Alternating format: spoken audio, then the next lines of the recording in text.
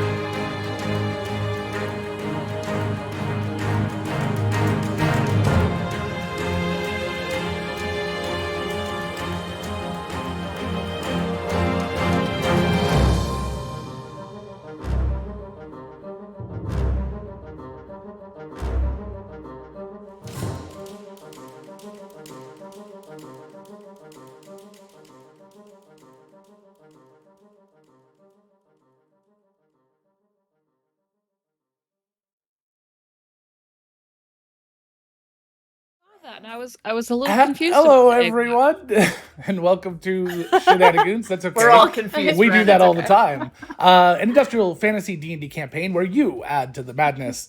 Hi, everyone. How are you guys? Hello. You did it. I did the thing. I read it. It's right here. It's above me in my thing. I got more to read here too. So my name is Name. Oh wait, I'm supposed to put my name in there. You are smart, Logan. You can fill it out. Which I've never seen it before. Wishing you all a very happy Nerdsgiving. That's right, it's Nerdsgiving. 2 weeks of playing silly games with our friends while trying to put a little good into the world. Last year, we did $3,800 for the Trevor Project. This year, we're supporting Heifer International. So a percentage of the bits and donations that we earn here tonight, including 100% of any Wheel of Causality donation, will be going directly towards Heifer's fight to end hunger while caring for the Earth. But be sure to use the donate directly. Oh yeah, so you can also, there's a link to donate directly to the Nerdsgiving if you want to give directly, but you could also just, you're going to give $15, just throw a Wheel of Causality at one of the PCs and then it's 100% anyway. Let's see here. And we're gonna have some giveaways. Angela's got some of those to show off. We got some art that she procured at DragonCon, I believe it was, that we're gonna be giving away, and we'll have a few other things here and there to give away as part of this at the end. So anybody who donates through that Nerdsgiving link will get a chance to win this art. And I think a couple of other things we have floating around, and if we find some other stuff, we'll give that away too. I'm sure we have some dice around here. I know I have dice around. So donate. Yeah, but dice you're willing to give to other people? Yes, I have dice that were specifically provided to me by Kyle for giveaways that are sitting in my little giveaway At box. least 7 sets of dice. I think there was 14, but at least 7 now. I just want to give a quick shout out though. These little cute animals are all representative of animals that Heifer International does actually give out. There's a goat, a llama, or a goat, an alpaca, a sheep, and a donkey. And we're going to be giving each of them out individually for people who donate to Heifer this year. And it's Bianca Roman Stumpf. You can find her at Art of Bianca on Instagram. She's amazing, and she was super duper nice and gave us a good deal and was happy to help with our Heifer donations today. Yay, Bianca. Perfect. And I would like to say a special thank you to our very special guest, Wren, for being here. Thank you for coming along. Really appreciate it. Wren, why don't we start with you very briefly? Oh, who are you? Where can people find you? Well, I am name. Oh no, wait. Hi, I'm Wren Knowles. Very good. I go by Atomic Firebird everywhere your fine internets can be consumed, generally. Let's see, where else can you find me? You can find me on Thursday DMing here for Nerdsgiving, where I'm making everyone play rabbits. And if Watership Down traumatizes you, good. Just watch with the sound muted and donate to Heifer. Yeah. Donate to Heifer and save a rabbit life. There we go. Save the rabbits. We're not holding the rabbits hostage. You're just telling a story. Whatever. And I'm very excited to be here. Awesome. Thank you very much, Val. Heather. The name tags are the character names. It throws me. I know. Hi, everyone. I'm Heather. I play Val. You can find me here on Shenanigoons. I'm also here on Fridays on Dead Men Tell No Tales, Ghosts of Saltmarsh. I also have a podcast on the network. You can find me on Twitter at amethyst_magic. Perfect. Bonnie? Hi, everybody. I am Tessa. You can find me here on Tuesdays and on Friday, storytelling for Dead Men Tell No Tales on Nerdsmith here. You can also find me every other Wednesday on In Vain Valpurgisnacht, a Vampire the Masquerade 5th edition podcast. Awesome. Kyle? I am Kyle, and I play Merrick in this stream. I also am, you can find me on the Discord server. The link is down below in the doobly-doo. I am there to hang out and have fun and have a good time, and I'm excited to be here. Awesome. It's good. And last but not least, Angela. Hi, I'm Angela. You can find me at darling_gypsum on Twitter, and you saw me on that silly ass video at the beginning of stream. And I will be on a show tomorrow afternoon at noon PST with this goofball, Logan, Discover RPG. We talk about role-playing games and cool fun stuff. So you should come hang out on your lunch break. And random stuff. It is very hard to say the phrase last but not least without going into the producers and talking about Shirley Markowitz. Very, very hard. I listened to that musical way too much. Okay. So last Fun time... fact, I used some of those lyrics in my wedding. Dang, subscribers interrupting Wren. Sorry. I have one too. I forgot it was going to play with the Is resub. this the long one? No, I don't know. Does this one have an extended version? Oh, okay. It should. This is one of my favorites. Because I love 90s grunge, alt rock kind of vibes. Also one of the longer ones. It is a little long.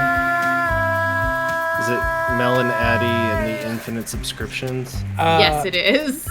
Ren, I apologize. That was one thing I forgot to warn you about that. Come on. Oh no, I knew about it already. Okay, good. Okay, yes, we have several of those. I have That's been the here longest before. I mean, not This here, is but on the true. other Oh, side no. of things. You've been on the other no.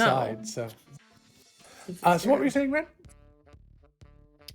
Oh, you mentioned the producers, and I said I had just used one of the songs from that as my wedding vows. Oh, nice.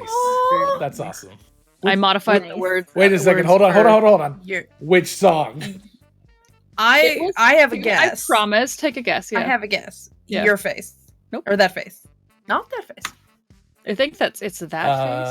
Yeah, But that face? no, it was Till Him, but I modified a bunch of the lyrics. Oh, nice.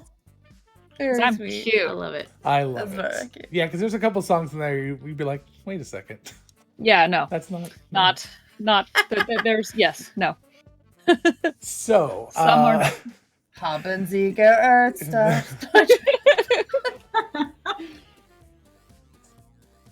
we'll go ahead and count that all as one. And that Okay. I don't know how much you've watched this show, Ren, but we do have a rule in this show that you can only make one reference to any particular nerd culture icon. The second time does trigger a wild magic surge. Although we've not been very good at remembering lately But that is something that kind of floats around there. However, any of the Wheel I of have not Causality, caught that rule, so I will. You might hear us say that's one occasionally. Like somebody will make a reference, we'll say that's one. That's why we say that. It's because we're like locking into that idea that, hey, pay attention. That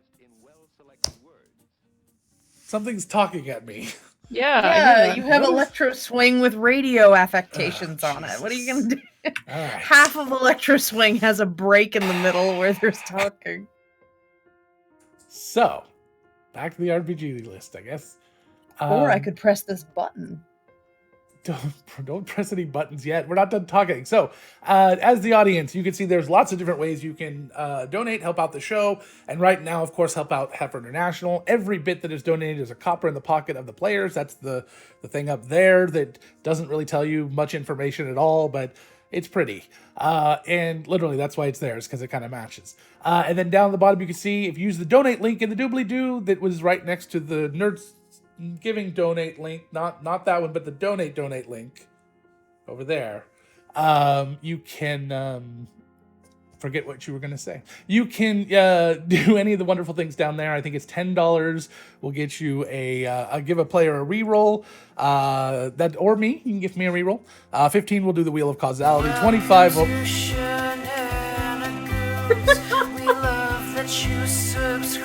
Hey, chat was begging her to push the button. 25 will do an introduction of an NPC, and 50 will do a time stop. We're going to get right into it after this is done. It's my 1 year anniversary subscribing. Oh, it is your 1 year anniversary. That's awesome. I couldn't resist. It just sucks that I don't get to do it. You can't subscribe to your own channel. Yeah.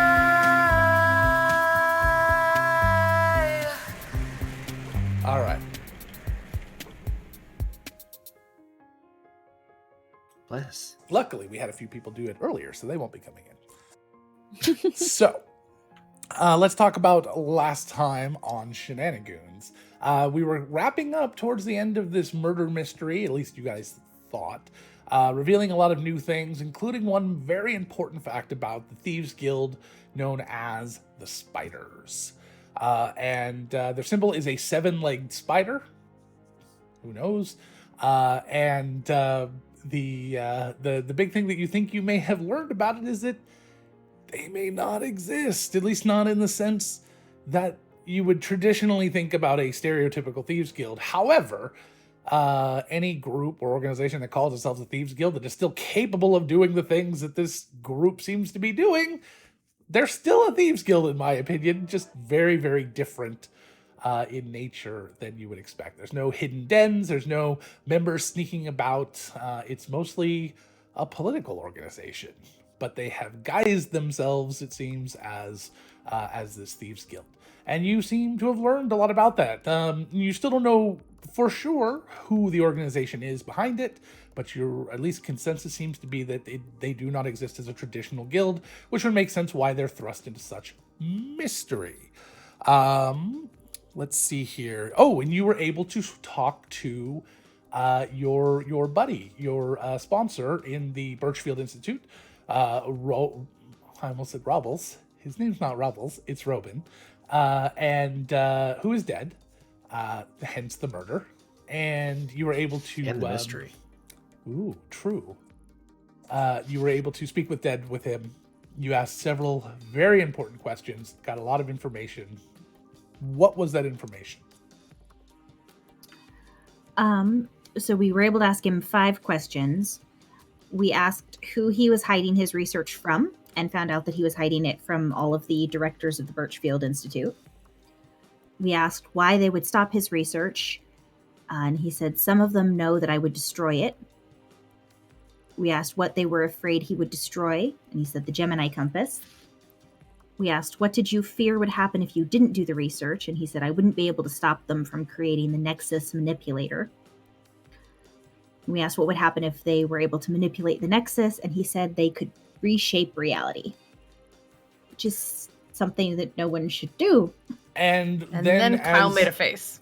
as they start to talk about reshaping reality, a lot of the other clues that they had come down to, the wound that does not seem to have any sort of weapon or has never, as a cleric, Val had never seen before, the poison that is mythical and does not exist, being present inside of a body, and all of these things start to add up.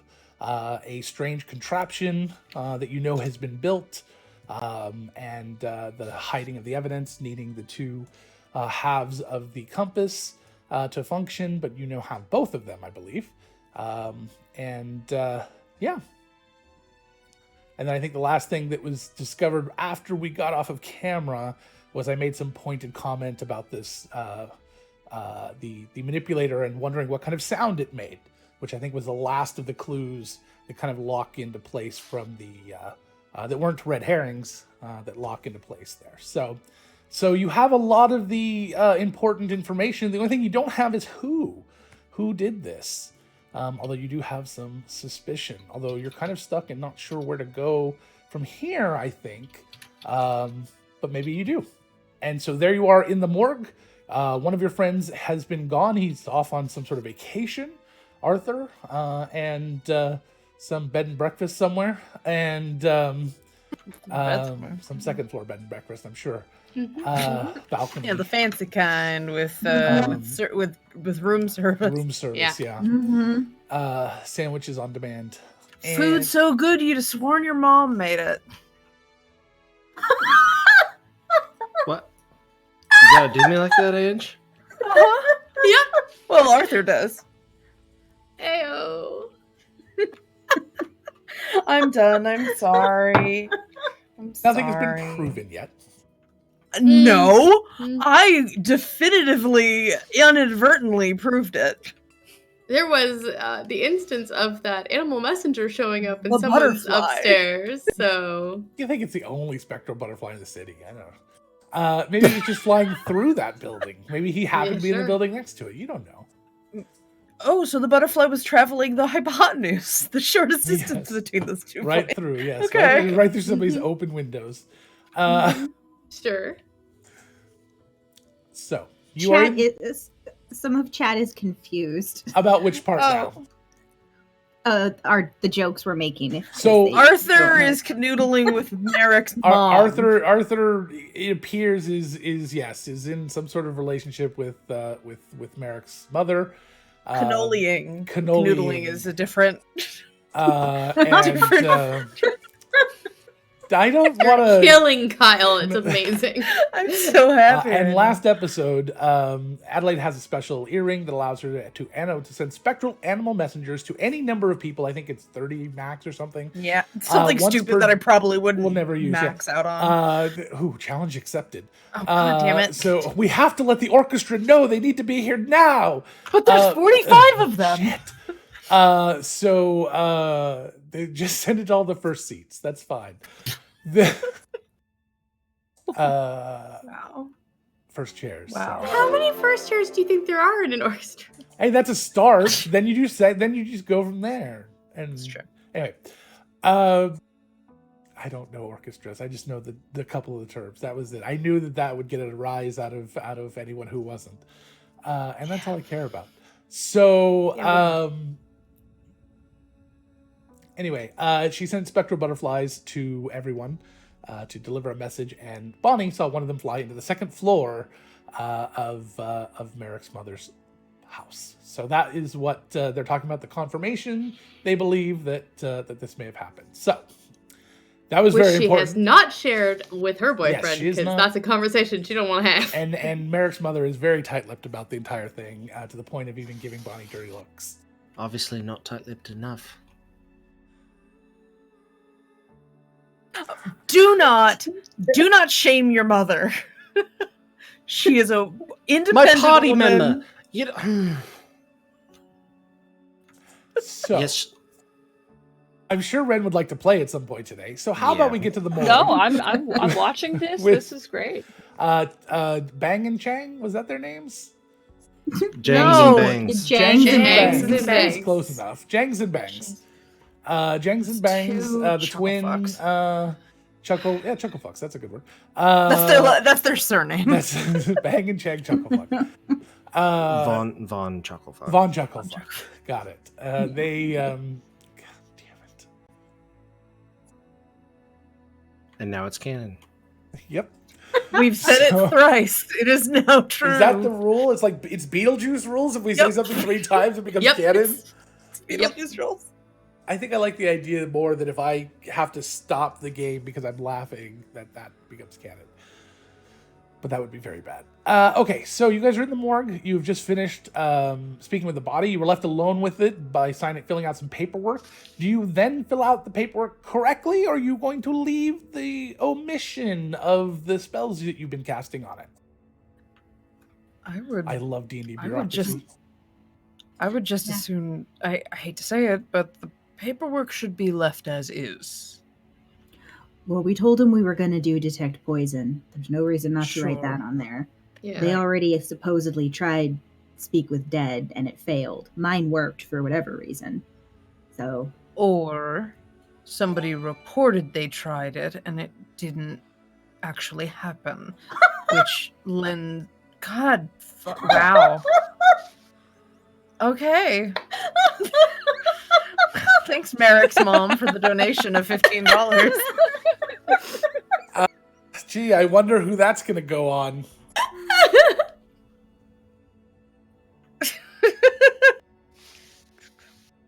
Robin's corpse. Oh, God. Another shield comes out of his mouth. Anyway. Kyle, your face. Do we know whose wheel that needs to go on? No, I didn't see the message. I did not I either. didn't either. If you put that in submission, please honestly post who that belonged to. Yeah, you can DM me also. Oh, I know who did it. I think we all know who did it. All right, you talk. Go ahead. Sorry. Anyway, I would just as soon not tip off the fact that we've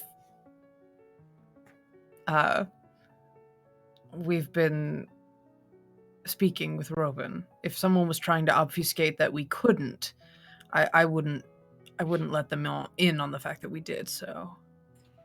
No, I agree. I don't think we should write that one down, but we already said we were going to do detect poison, so I think it's safe to write that one down. I agree. All right, so this Wheel of Decide is going on Merrick. It's starting early, so that means there's going to be a lot of scenes today, which is going to be a lot of fun. So let me go ahead and fade this in, and then we will we'll go ahead and spin that wheel and see what it's about.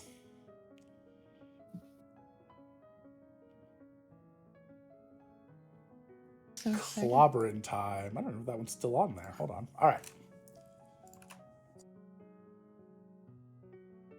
I'm so nervous about what this is gonna be. It's fine.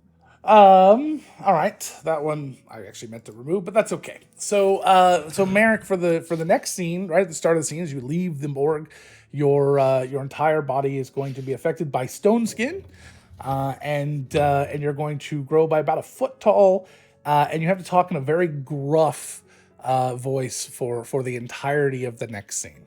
So you're Crocodile Dundee. Or Ben. All right, challenge accepted. I think this puts Merrick at an interesting head height on Bonnie. That was like the one I meant to remove, and I missed it, but that's okay. Just 'cause I didn't have any way to affect for the entire game, so you got lucky. So yeah. So you guys are gonna leave, only put on the detect poison and let Bang and Chang come back in. Bangs and jangs.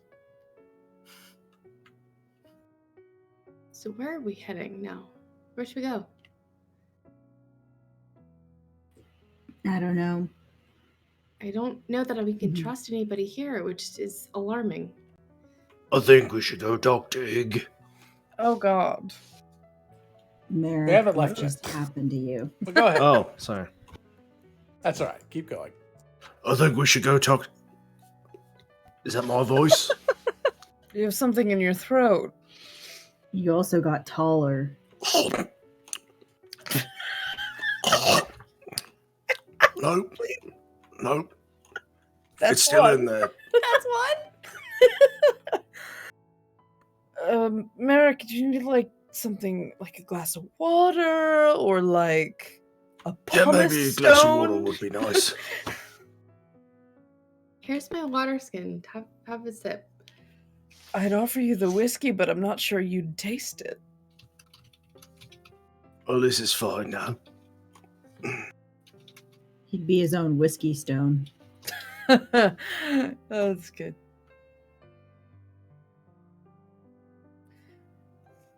Well, egg then. Is that what you said, love? Right. Well, out of curiosity, what are you hoping to find from Ig? I don't know. He's the quartermaster, isn't he? Right, and we already availed ourselves of things he had. Is there... What are you hoping he knows? I don't know if there was like a lot of supplies coming in for, creating some sort of infernal machine, that maybe Ig would be privy to that knowledge. I mean, there is a I'd sign out certainly be sheet. privy, but There's always paperwork. Especially in the privy. thank you. I just don't want us to be poking around in the dark. Well, we also just proved that the paperwork can be faked Yeah. by higher-ups. So Here's the thought. So all of the offices are identical, right? So how many offices also have a little trap floor safe?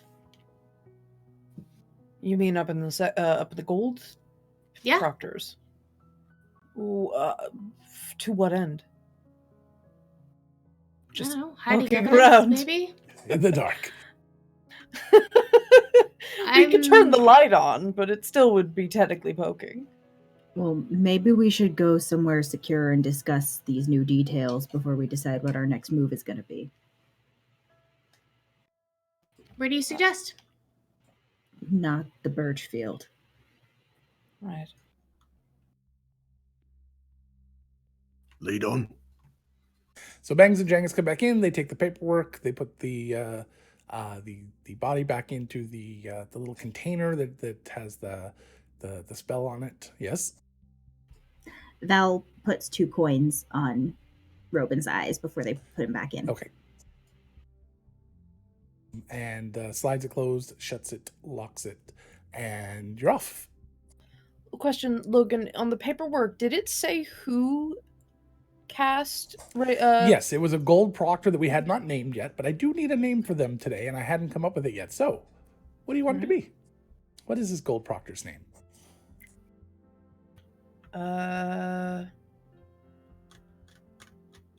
Torbeer. Torbeer. All right. Torbeer. Torbir. All right, Torbeer. Proctor Torbeer.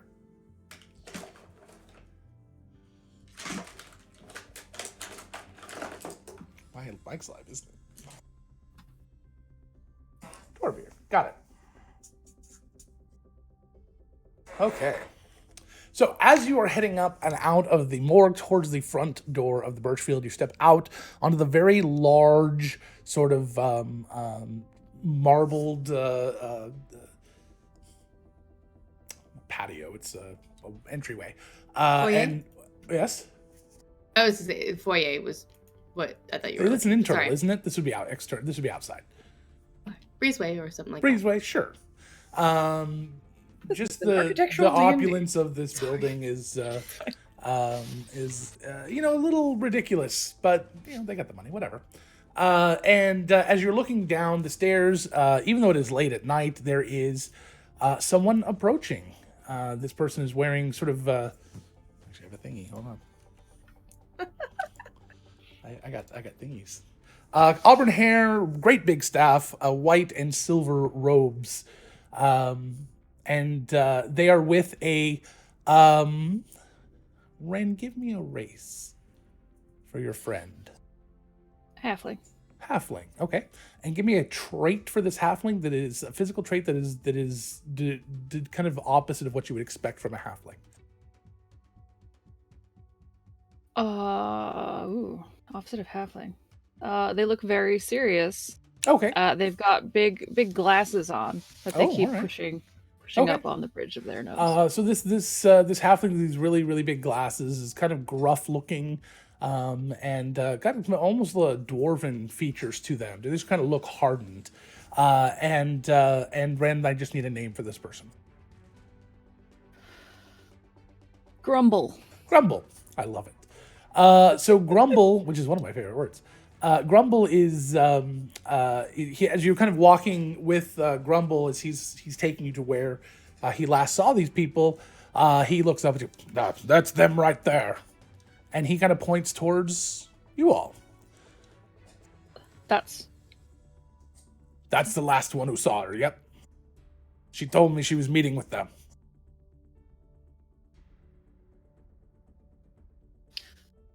all right. They kind of just steal themselves. So we see this person? Yep. You hear that whole conversation. Does this person have a Birchfield? Nope. No? Okay. No Birchfield stuff. They're kind of like pulling out their collar. You can do it. I believe in you.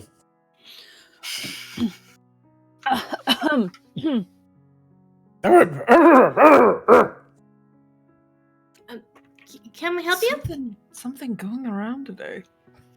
Do you need something? Although I don't know who that guy is. He looks a little stoned to me. I certainly hope so. You are... and then they pull out a little brown sort of journal, and they have a little quill. Merrick? Is one of you, Merrick? What gave you that idea? Because I'm looking for a Merrick, and my friend He's here too tall to said- be Merrick. All right. What about a silver spoon? No? All right. Maybe you're sure they're the ones I'm looking for? Yeah. Pretentious silver spoon. That's that one there. And points to Adelaide. Adelaide's already got an eyebrow up. I don't like being in books.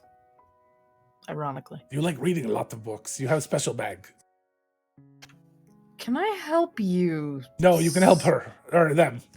Sorry. I think... I'm Bonnie. Oh, that's Bonnie. Yes, that's right. What can we do for you? Salutations and greetings. I am Lex, and I'm looking for someone. Oh, who are you looking for? My sister. That's a Okay. good person to look for. Right. You might know her, Riku. Riku. We know Riku, yes. Good, great, yes. I have something to show you. And they're fiddling through a pouch, and they pull out a vial. Oh no, wait, not that one. No, not that one either. And then they pull out a vial, and it has some gray, just like viscous-looking, liquidy residue inside. Yeah, and sort of hands it towards Adelaide. Adelaide will take the bottle and look at it. Is that something I... Not sitting in a bottle is not something you'd recognize. Well, my sister, Riku, is missing. I think abducted, actually kidnapped. And that That's terrible. was all that was on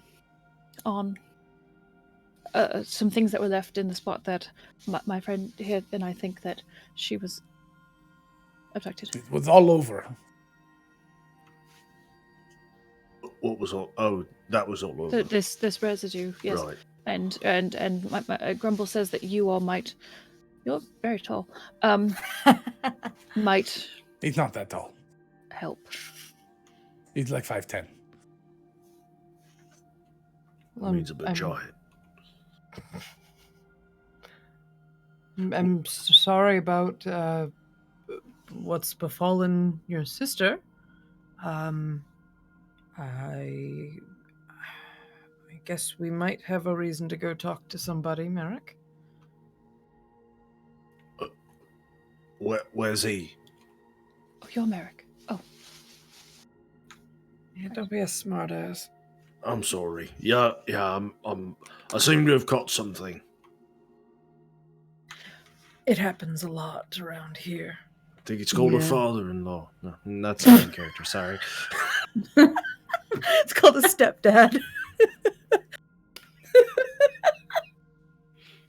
Lex is just kind of stone-faced. Oh, ha ha ha. That's Just...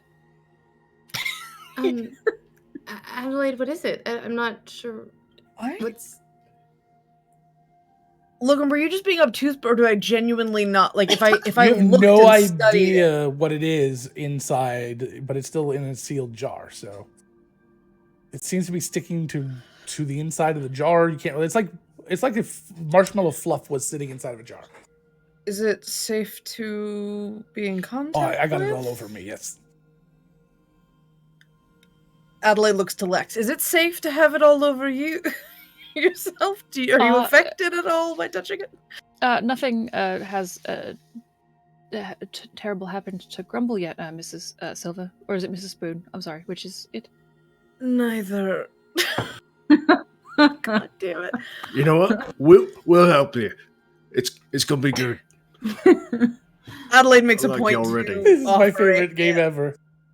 Adelaide makes a point to offer a hand to Lex. No, it's Chaucer. Adelaide Chaucer. Oh. And Spoon, and saucer, very different. I get. Did you come I think up with that the Lex name, No, Mr. I just said you were Grumble? like Silver Spoon. Oh. Yes, please disregard. Originally, I had said Silver Spoon up your butt, but I don't think that's where it goes. Decidedly not. there's thank a visible crossing out you. Mhm. and a rewrite. Yes, CHAUC. Oh, there you go. That one's Val. By the way. Hi. So when did she go missing? I mean, we just talked to her this morning, so it had to have been not that long ago. We did. Yeah, We yes. talked to her. I just said you were last one to see her. Yes. She sent me emergency things and told me you were last one to see her. Perfect. Adelaide's going to open the jar. Give me an investigation check. and- Sure.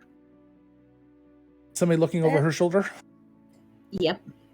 Okay, Val can assist. Go ahead and roll a d20 as well. Take whichever's higher Okay. and add I rolled Adelaide's a- skill. Okay.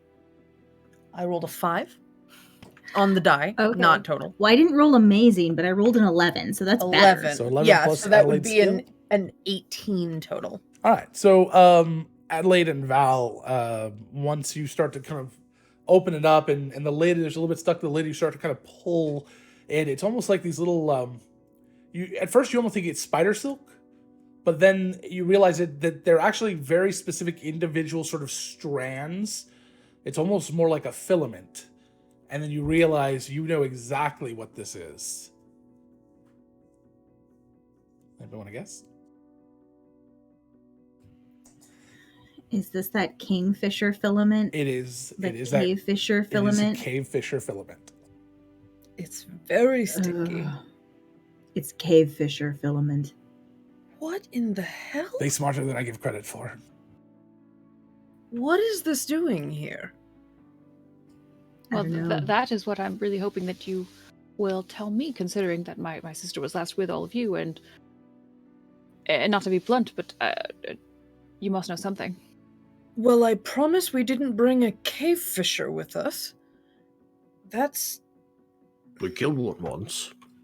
Yeah, I mean, I Yeah, still have wonder. some of the filament, but not enough to cover a room with. That was months ago. We need to talk about what's going on with that filament at Oh this point. God, She hasn't looked at it recently. It's probably disgusting. it's Yeah. become a boulder. We dealt with one of these creatures, or a creature that made something like this, months ago near the Underdark. We didn't bring it with us that we know of, and it wasn't like it was domestic or anything, so someone wouldn't Well, have brought it with them. We killed it. We definitely didn't bring it with us. Well, we killed that one. Oh, yeah, fair. All right. Well, let's Could just. you take us to where you found this? Maybe we can suss out some clues there, perhaps? I don't know. Yes, I think that Grumble and I would be. Yes. Better than here. Sure. Let's go now. It's very late, but yes, I think time of the essence. Agreed. All right. Lead the way. Good. Thank you for your cooperation. All right, Lex, where do you guide us? Well, the corner where the filament and everything was found was at the corner of Guildrow and Nightshale. Yep. I believe. Yes. So the corner of Guildrow and Nightshale, which is a residential district right at the beginning of Guildrow, which is where a lot of the guilds happen to have buildings and things. And literally about half a block away from where you met with her earlier.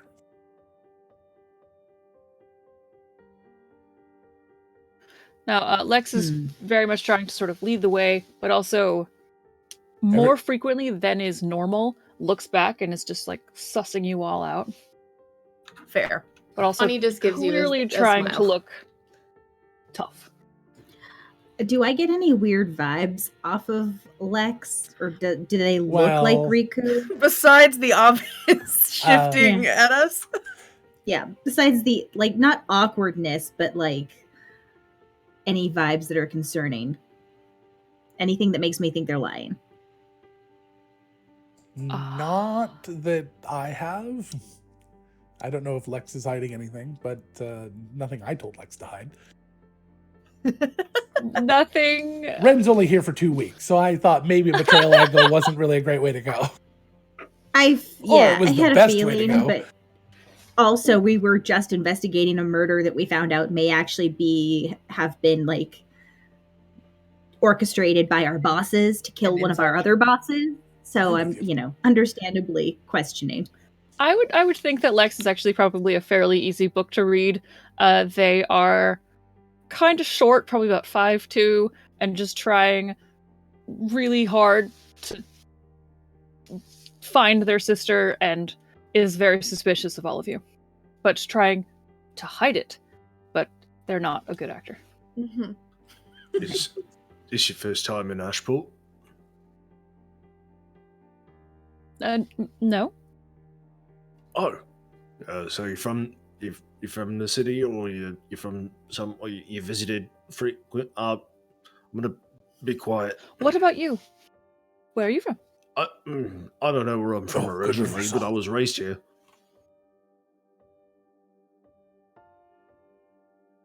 And how did you know my sister? By reputation and by conversation. Infrequent. She's a friend of me mum's. Pulls out the notebook again. Right. Your mother. Important lady. Well, they're both heads of crime families, so, they get along. Is that just That's why I said thing you important. I advert- didn't say crime. It's like a known thing. It's just, oh, that's them, and that they've never been caught doing anything, so they can't be charged with, thievery or murder. Or Only if someone thieving opens their and big murder. mouth. I mean, I never said that they actually did it. I just said they'd never been caught. And implication is 9/10 the law. That won't hold up in court. Hmm. He's got a heart of gold. You just gotta get past The gruff rest of exterior. it is shale. It'll Me- wear off eventually. Me think you are stony baloney. I think I'm just full of shit, aren't I? I hate it. We're walking, and we're walking. So you get to the corner of Guild Row and what was the other street? Night Shale. Night Night Shale. Shale. Hey, And that's clearly where Adelaide got the joke. It wasn't very original. There is quite a lot of the filament just kind of strewn about here. Looks like there might have been a brief little scuffle. Most of it's covered in dirt that's been kind of blown over it now. So you think that the stuff that was in the vial was collected fairly quickly, but not suspiciously quickly. Let me put that to rest. Thank you for the clarification. Like fairly soon after the event happened, but not like. Oh boy. Oh, Binksy? okay. All right, so I got to find a way to see that longer because it's supposed to post in the chat and it didn't. So there, it there is. you go. It's right Thank there. you.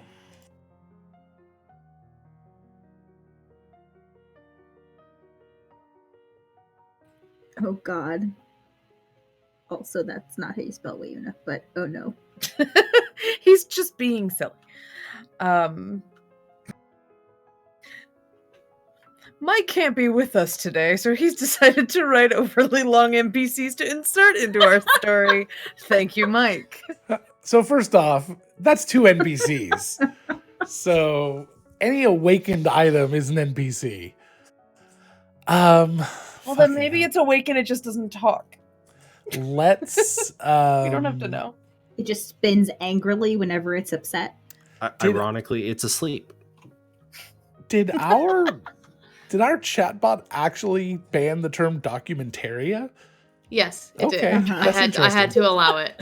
What does that mean? Anyway. I don't want to know. I'm not gonna look that up. So, all right. So you hear this kind of like from behind a trash can. You just, and the trash can starts to rattle a little bit. Adelaide pulls her bow and arrow out. Sword out. And fucking. Oi, who goes in there? Oh, huh? Who's there? Is that Pugnut? Gets the lid off the trash can. Yeah, it did sound like. Is it pretty close to something. Pugnut? But no, Pugnut's very different. It says Bowtie the Awakened. I will say this again. I thought you reserved the right to introduce it as best you could in the episode, and it didn't have to be in that exact moment. Well, but this one actually makes sense. Okay. I can use it Trying to deliver help. something. So, Just trying. Jesus, Mike. Okay.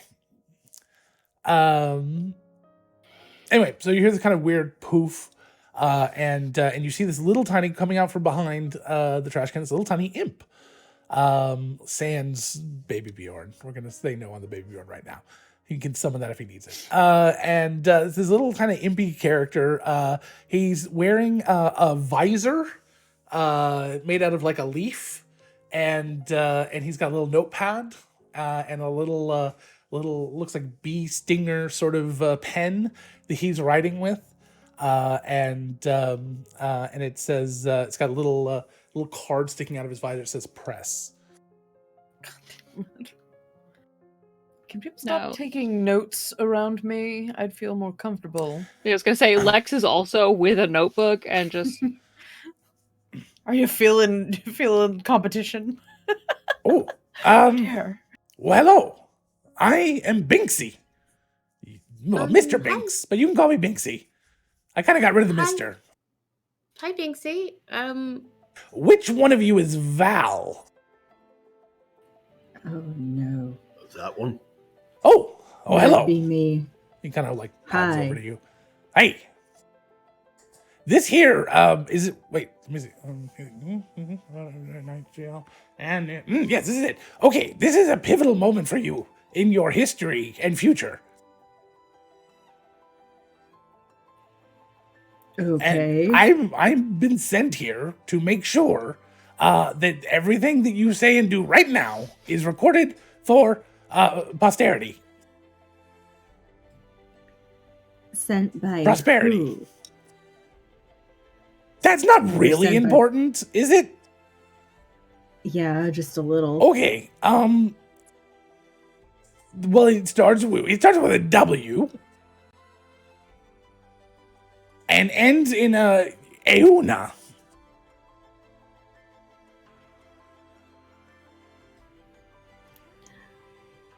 The goddess wants to. Well, an know avatar of the I'm- goddess wants to know. Yeah. Well, it seems Okay. at this juncture, you either take one path or another, and it's very crucial in the future. It starts here. She just looks at everyone else, confused and concerned. Did she not Adelaide send you just the throws dreams? her hands up. You were supposed to get some dreams about this. Did you not get any dreams? I definitely did not get any dreams telling me someone with a press badge was going to show up.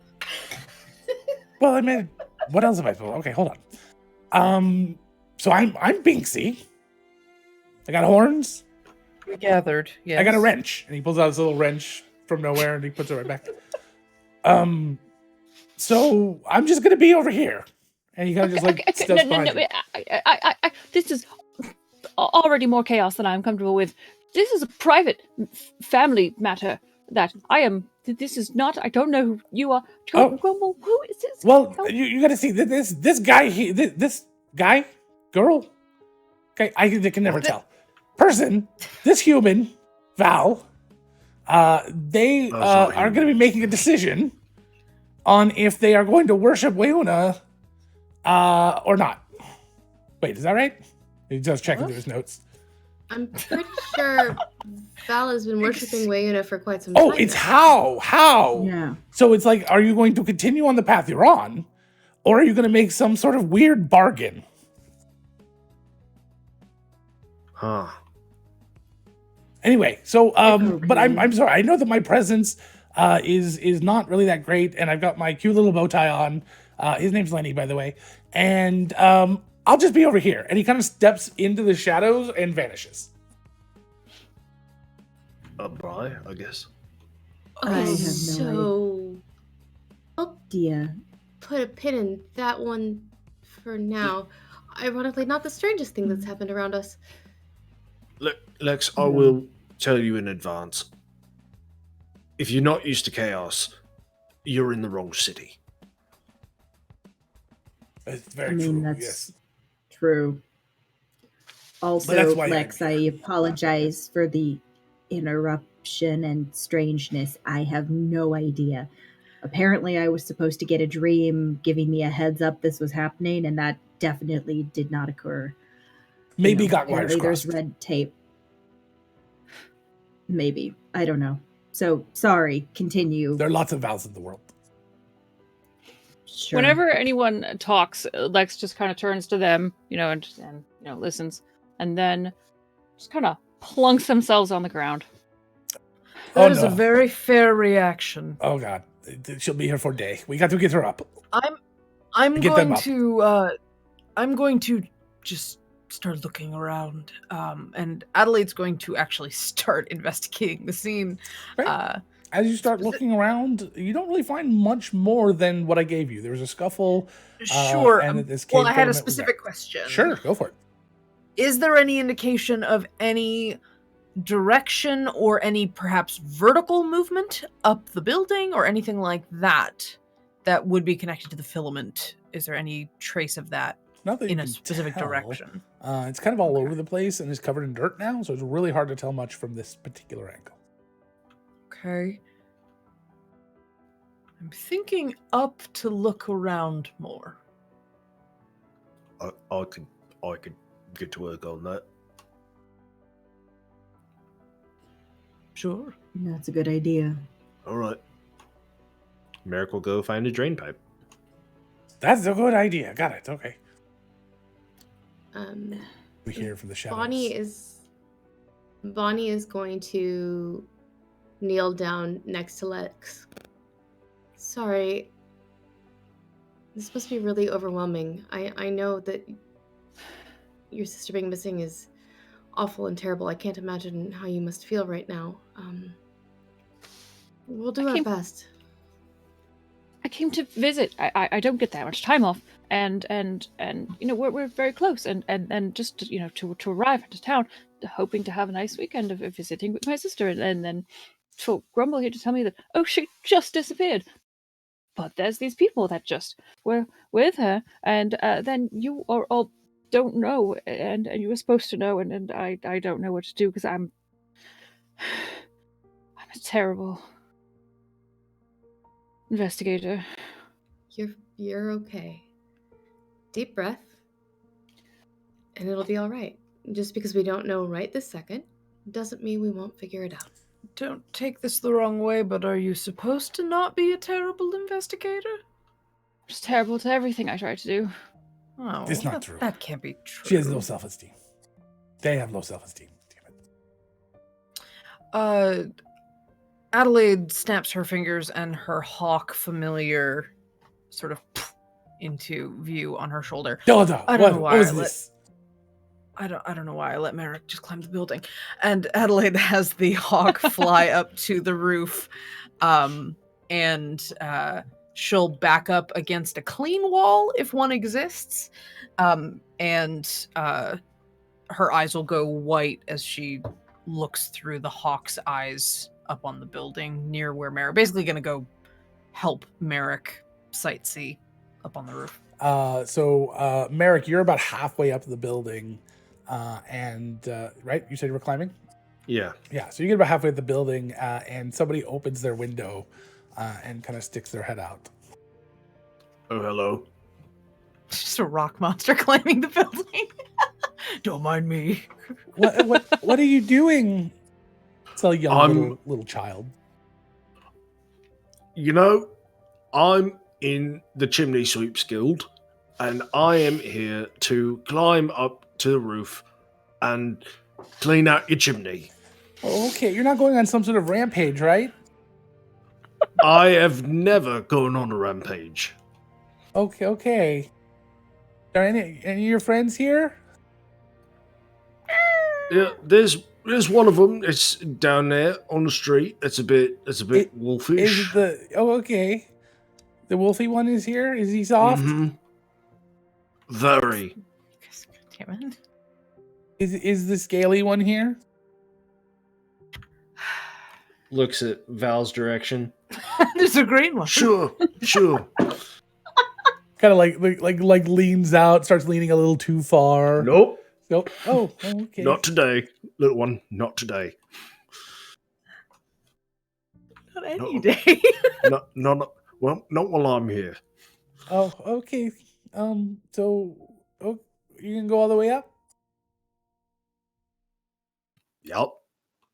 Okay. How are you doing that without a rope? And Very carefully. Strange camera angles.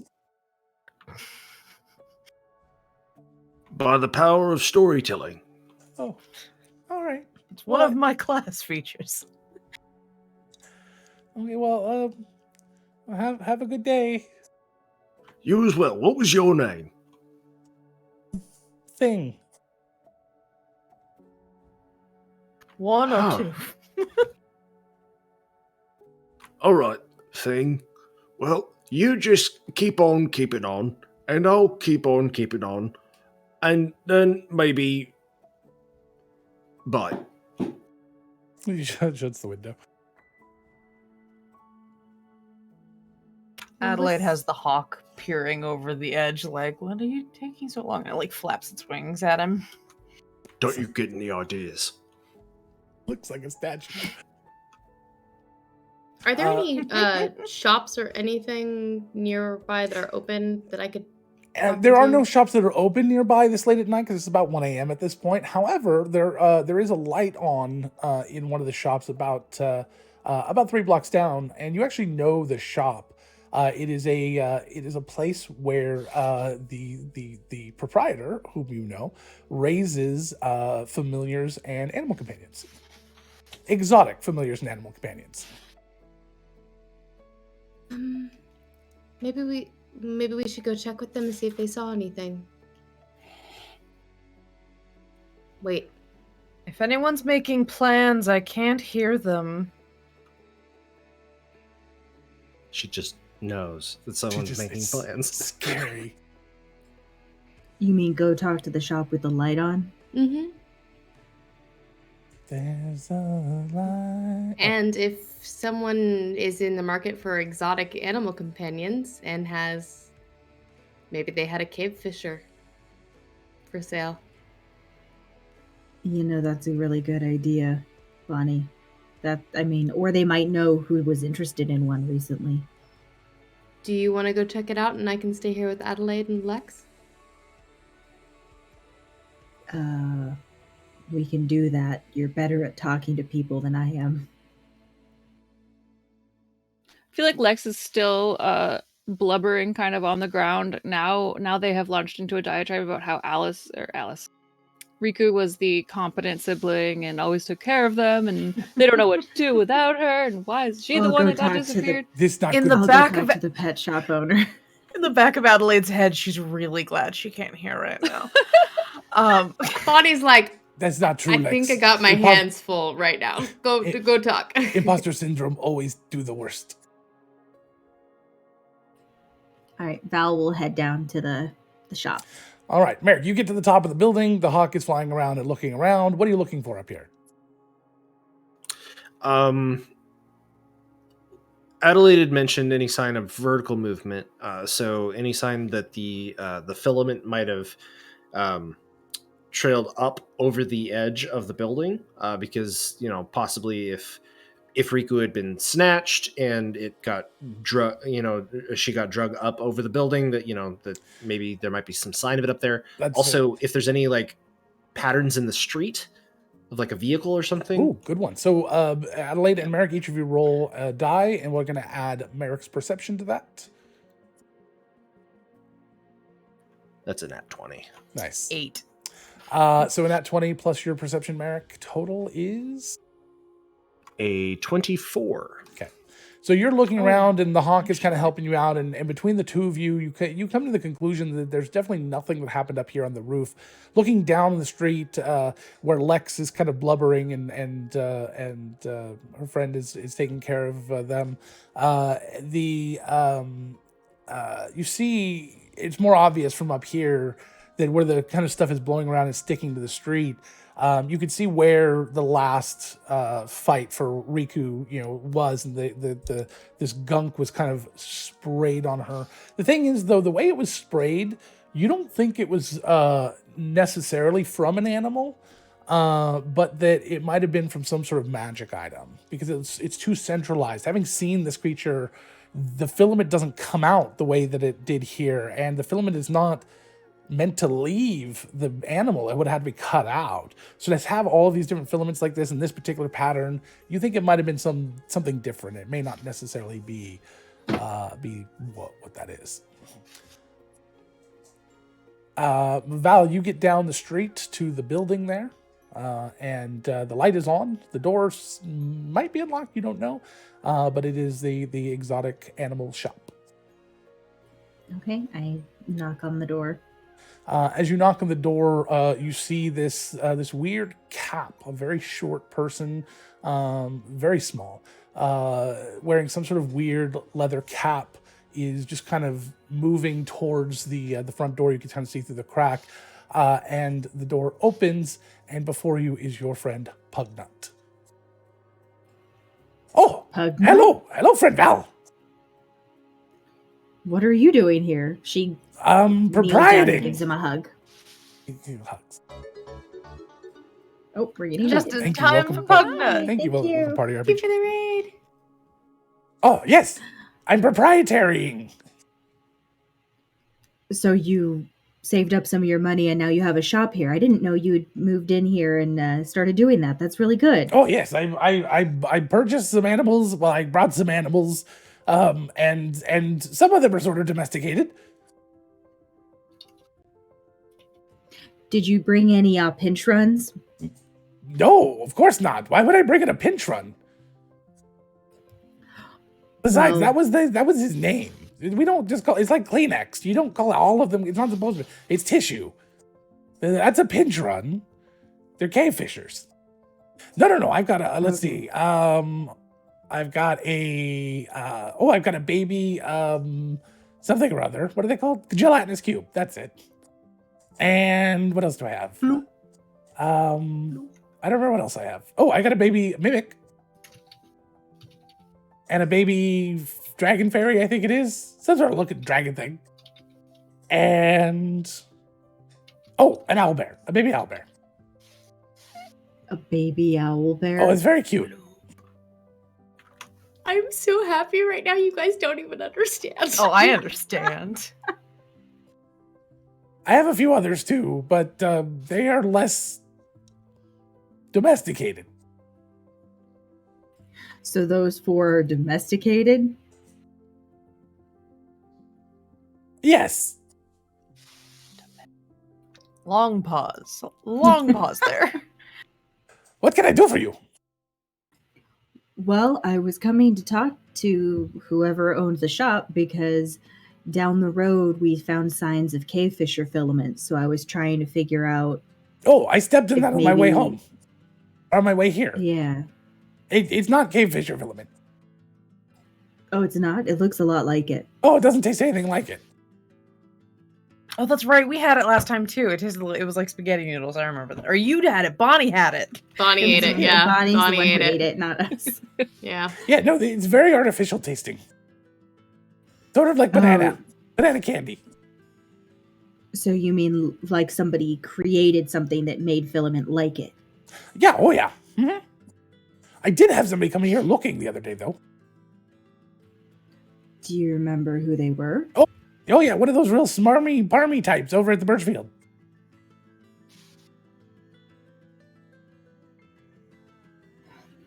Do you remember Norman. what they looked like? His name was Norman. Norman? Nos Norman. Nos.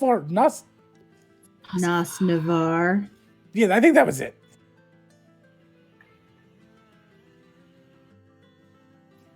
Okay. Thanks, Pugnut. I appreciate that. We'll have to take you out to lunch sometime now that you're in town. Okay. By the way, to make an item like that, I think you would still need parts of a cave fisher. I know where there was one nesting.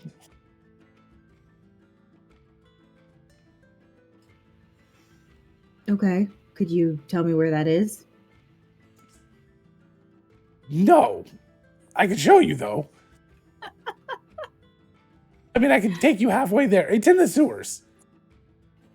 Ah, of course it is. All right. Sure. We'll happily pay for your services as a guide again. Oh, we don't need to pay. I'm just going to point down a sewer grate. You're just going to have fun. That works too. I love it. All right. Let me go get the others. It'll give you time to lock up and everything, and or finish feeding the animals or whatever you were doing. Oh, good. Yeah, no, I Also, definitely, I need to can walk see Blorp too. the So. baby owl bear. Yes. And he goes and he picks up this goes in the back and comes out with this little tiny baby owl bear in a diaper. Oh God, Here you go. I'm dead. He just hands it to you. This little baby owl bear just kind of like looks up at you like, okay. This is It's like, pretty this is damn it. cute, Pugnut. This Not is gonna my lie. moment. Oh yeah, but very cute. Might claw your face off. Well, yeah, I mean, it's an owl bear. There's a reason I'm holding it down here and not up next to my face. But it's cute. It's very starts cute. to like, Yep. and And, it spits up a pellet onto your chest. well, yeah. Bonnie has Oh, pressed hey, no, I need that. I gotta check it, make sure everything's good. He pulls out little tongs, he grabs it. He's like a little vet. He's so conscientious. Bonnie is like working on deep breathing exercises with Lex, like trying to get them to calm down and reassuring them that it's okay and that they are perfectly capable and they did the right thing and everything's gonna be fine. So go get the rest, I'll be right back. And then you go and you can start heading Okay. back. Eventually, Adelaide stops connecting to the hawk and lets it just circle for a little while, and hears some of this reassurance that's happening between Lex and Bonnie.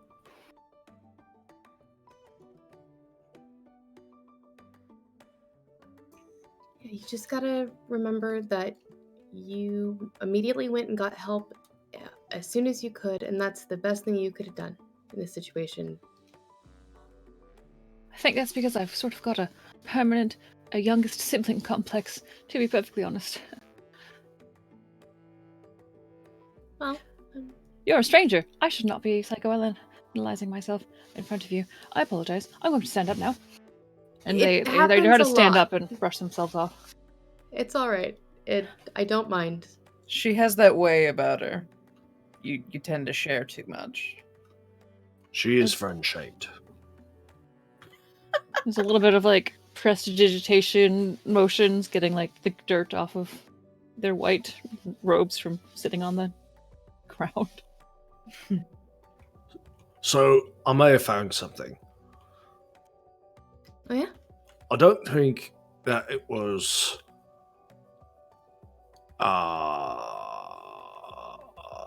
a cave fisher that did this. Right? So you're thinking that a cave fisher puts out a single filament, right? And then it retracts it back, and then it puts out a single filament and retracts it back. And this is a whole just a filament. You know? So No, I'm not quite sure. I think I need to see that one more time. Thank you. Thanks, Look, Meredith. you know, So you mean more of a sort of an expulsion? right? You know, like something did this, but not an actual cave fisher. But it looks like cave fisher. So Some sort of item, maybe? some sort of something. It does it. Okay. It's not my area of expertise. That would make sense. Oh, hi, Val. Why would that make sense? Well, so you know that exotic shop that opened up down the street? Mm-hmm. Our buddy Pugnut's running it. That's amazing. Wait, you're serious? I'm serious. He has a baby owl bear.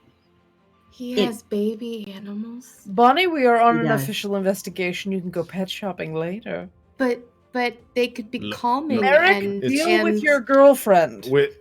I promise that I will take you to all of the puppies and kittens, and you can think about which one you would like to adopt later. Lex is kind of wiping tears off of their eyes and sniffling. Did you know that a baby owlbear is actually called a cublet? I didn't, I do but it's very now. cute. That's a much better name for them, yes.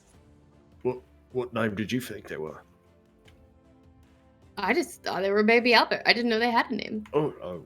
Or name like that. I assumed it was Cub or something like that. But regardless, someone went into his shop asking about cave fishers, and she relays the conversation with Pugnut. Oh. Well, Great. All right, so that's one more director doing something suspicious. Again. Yeah. Also, Bonnie, I hate to ask, but the owl bear, while cute, sort of vomited a pellet on me. oh, I got you. Thank you. Prestidigitation. Looks over at Lex. It is a handy spell to have. You hear Adelaide behind you, Bonnie. Magic is fucking awesome. Yes, let's go ahead and talk about how awesome magic is. Or maybe we could go back to my missing sister. Because Right. it's, Yeah. So, you know. so you said, Val, you said that there is a cave fisher in the sewer, but thinking if, Nosnavar had something to do with it, then we should go. You know, I don't Nas Navarre's not, or at least he wasn't back at the Institute the other day. Right, but we met with Riku just this morning.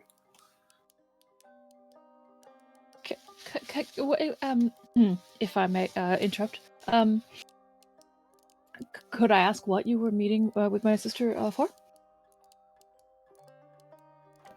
It's best discussed in a place where, I will talk openly about my family and about our jobs and about Riku's job, but there's certain topics that you don't want to discuss in public, especially in Ashport. So if we go somewhere where, prying ears might not be about, then... Weren't you just now talking about crimes and things? No, I was talking about not being convicted of crimes. Those are two very different things. Still seems like something you'd want to keep secret. Does the sewer count as a place where prying ears wouldn't be around?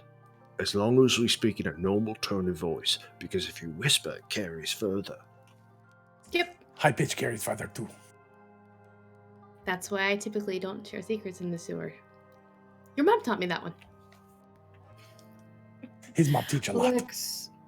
Alex, can you handle yourself in a scrap? Or in a sewer. Or in scrappy sewer. Or in a crappy sewer.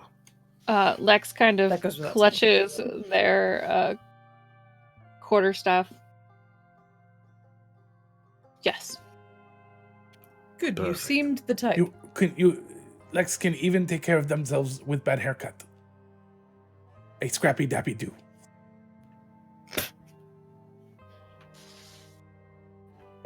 That's one, and we can't use... No, it's good now. It's good hair now, but if it ever was bad, then you could still handle.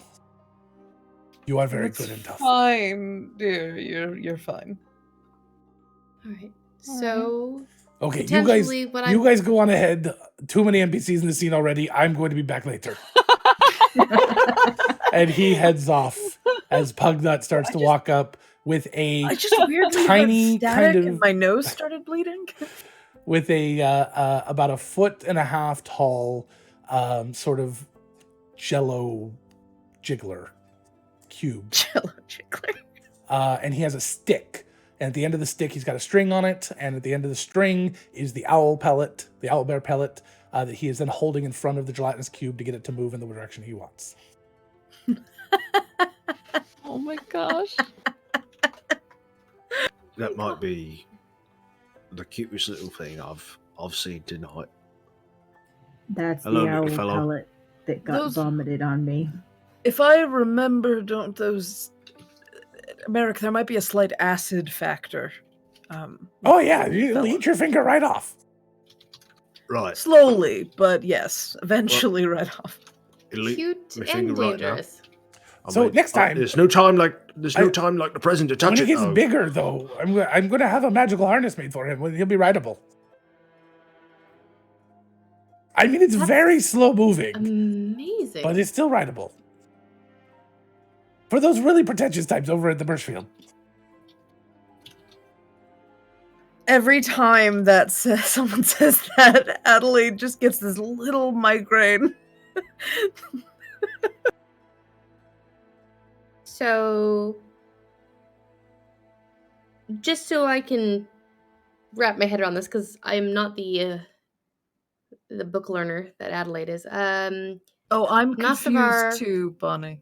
was looking for a cave fisher potentially, but you need a cave fisher to make this item that Oh, yeah, we actually used to girded make... this filament. Yes, one of our shamans in our village would make this type of item. Do you remember what he called it? A cave fisher stick. Like a projectile, or it conjures? I think you call them filament? wands. But Or a they're fishing really just rod. sticks. Oh, fishing rod would have been much better. Just make it a little longer. All right. Okay. So So, if we go a to this fisher rod, lair that's it, potentially, and this cave fisher is missing its filament, then potentially he made. Oh This no, you don't item need the recently? filament. You'll need parts of it. You'll be able to So tell. if Okay. we find a cave fisher either missing parts or butchered down in the sewer, then we'll at least have a little more information. Well, we've got a who and a potentially how. The question is why? I mean, I have thoughts about that. Well, yeah, I have thoughts about it too. But again, not out here. All right, so we could go into the sewers to confirm what we already strongly suspect has already happened, where he's taken pieces of a cave fisher to make whatever nefarious device he has. Right. To maybe drop some clues. Right, but That additional clues is a beside good what we point. have? You never know. There might be clues to where he was going next, or we might even find a clue, like if Riku got dragged through there. Or if he he came out of held cave. there. So what other leads do you have? Nosnavar himself.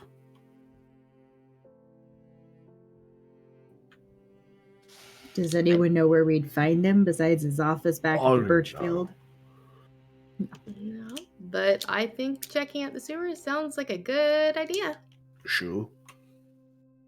If they're sloppy enough, we might even find some indication of anyone else who might be working with Nosnavar. I mean, there is a point in our favour. He doesn't seem to be a very patient person. So he might have gotten sloppy. Let's hope. All right. So We'll fill point you the in way, when we Pugnut. get down. Apologies for the subterfuge, Lex. It's just can't be too careful nowadays. You understand. Lex doesn't respond to that. Lex is very clearly like thinking and sort of like mouthing words, but not saying them out loud. Like, what? We are moving to our next location for a bit of privacy and potentially more information, if you'd like to join us. See, that is my internal debate right now. Because Sewers, Three of us have prestidigitation. If you get anything on those beautiful robes, we promise we can fix them. Plus, you made a people. Unless it eats them. It's not the robes, because I have prestidigitation as well. That's not an issue. It's I'm wondering. Four of you. If we all go down, Well, and my sister's not there, what if she's currently dying somewhere else? And Bonnie, I could try casting sending. and if she's capable of responding, but if you don't get a response, that doesn't indicate anything, Lex. That might just mean that she's not awake right now. That's all. Sending. And she wouldn't have to say anything verbally to respond. Oh, she could just think it back at me. Worst cleric that has ever clericked. I doubt have that. sending. I could have done that. I don't know why I didn't think to do that. Oh It's no. okay. You're worried about your sister. It's all right to get overwhelmed. It happens. We can do it now. Yeah, Bonnie, go for it. Pugnut Or honestly, Lex, you could reach out to her if you wanted.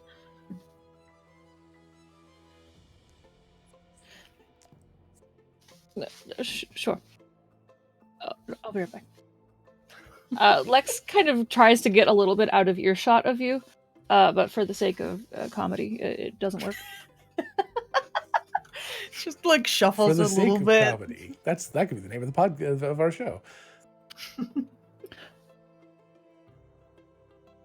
And then, does some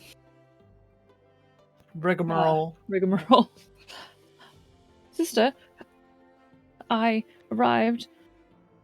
Granted, it was a day early, but you're gone. Shoot, I'm running out of words. Drat! Lex. Oh, I'm terrible at that spell. Beautiful. That was. God, I love them so much. So unfortunately, there is no response. All right, then they compose themselves and they turn back to all of you. The spell went off without a hitch, but no response. All right. So- That's okay. That doesn't definitively prove anything. right, she might be unconscious. I was going to say Exactly. sleeping, but okay. Sleeping is a form of unconsciousness, last time I checked. Yes, but it's also a little less I was trying to be all-inclusive of the Okay. general state of being not conscious. Got it. I see the error of my ways. For probably the first time ever. Mea culpa. Uh-huh. All right. So We'll find her, Lex. sewers. We will try to be as Or not. quick as we can, Lex. We don't want anything to happen to her either. As Pugman starts to walk, guiding his extremely slow gelatinous cube through the gutter to pick up all the stuff in the gutter. As He's it's doing kind a of going public along. service. I like it. But And it is feeding his pet at the it is same about time. 10 feet around. It's a very basically a slow walk. As you guys are walking down the street, as he's collecting stuff until the cube is like basically completely just bloated and opaque with just trash as it starts to shed off some of the stuff that it can't actually digest. It's like walking behind a horse. Kind of. And a while later, just a few minutes down the street, he points to the sewer grate, which has been removed several times recently. You can see that it's kind of cleaned around. Matter of fact, do you think that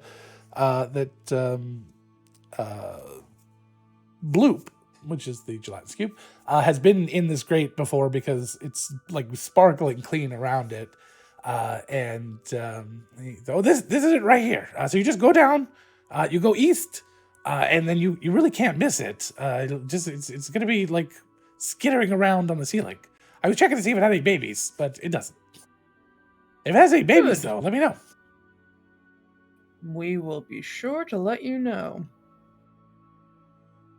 Bloop, I must say, I admire your work cube ship. Bloop.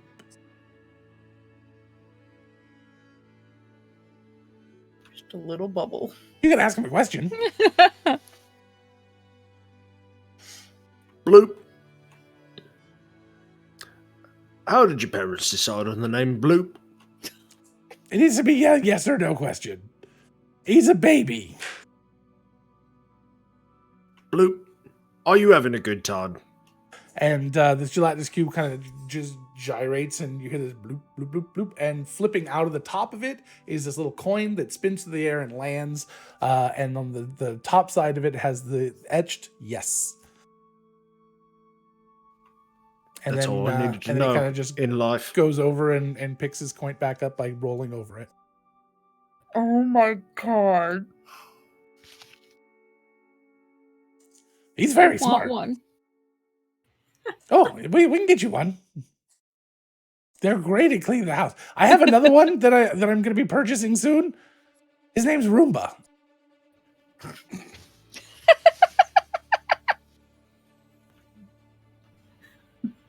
Really suggest tile or marble floors, though. Oh, you get caught in the carpet. You dissolve the Eat carpet. the carpet. Just goes over a cube at a time, just one square at a time missing. Has trouble around corners, ironically. Yeah. Okay, well, you guys have fun. I'll see you guys later. Thanks, Night, Pugnut. Pugnut.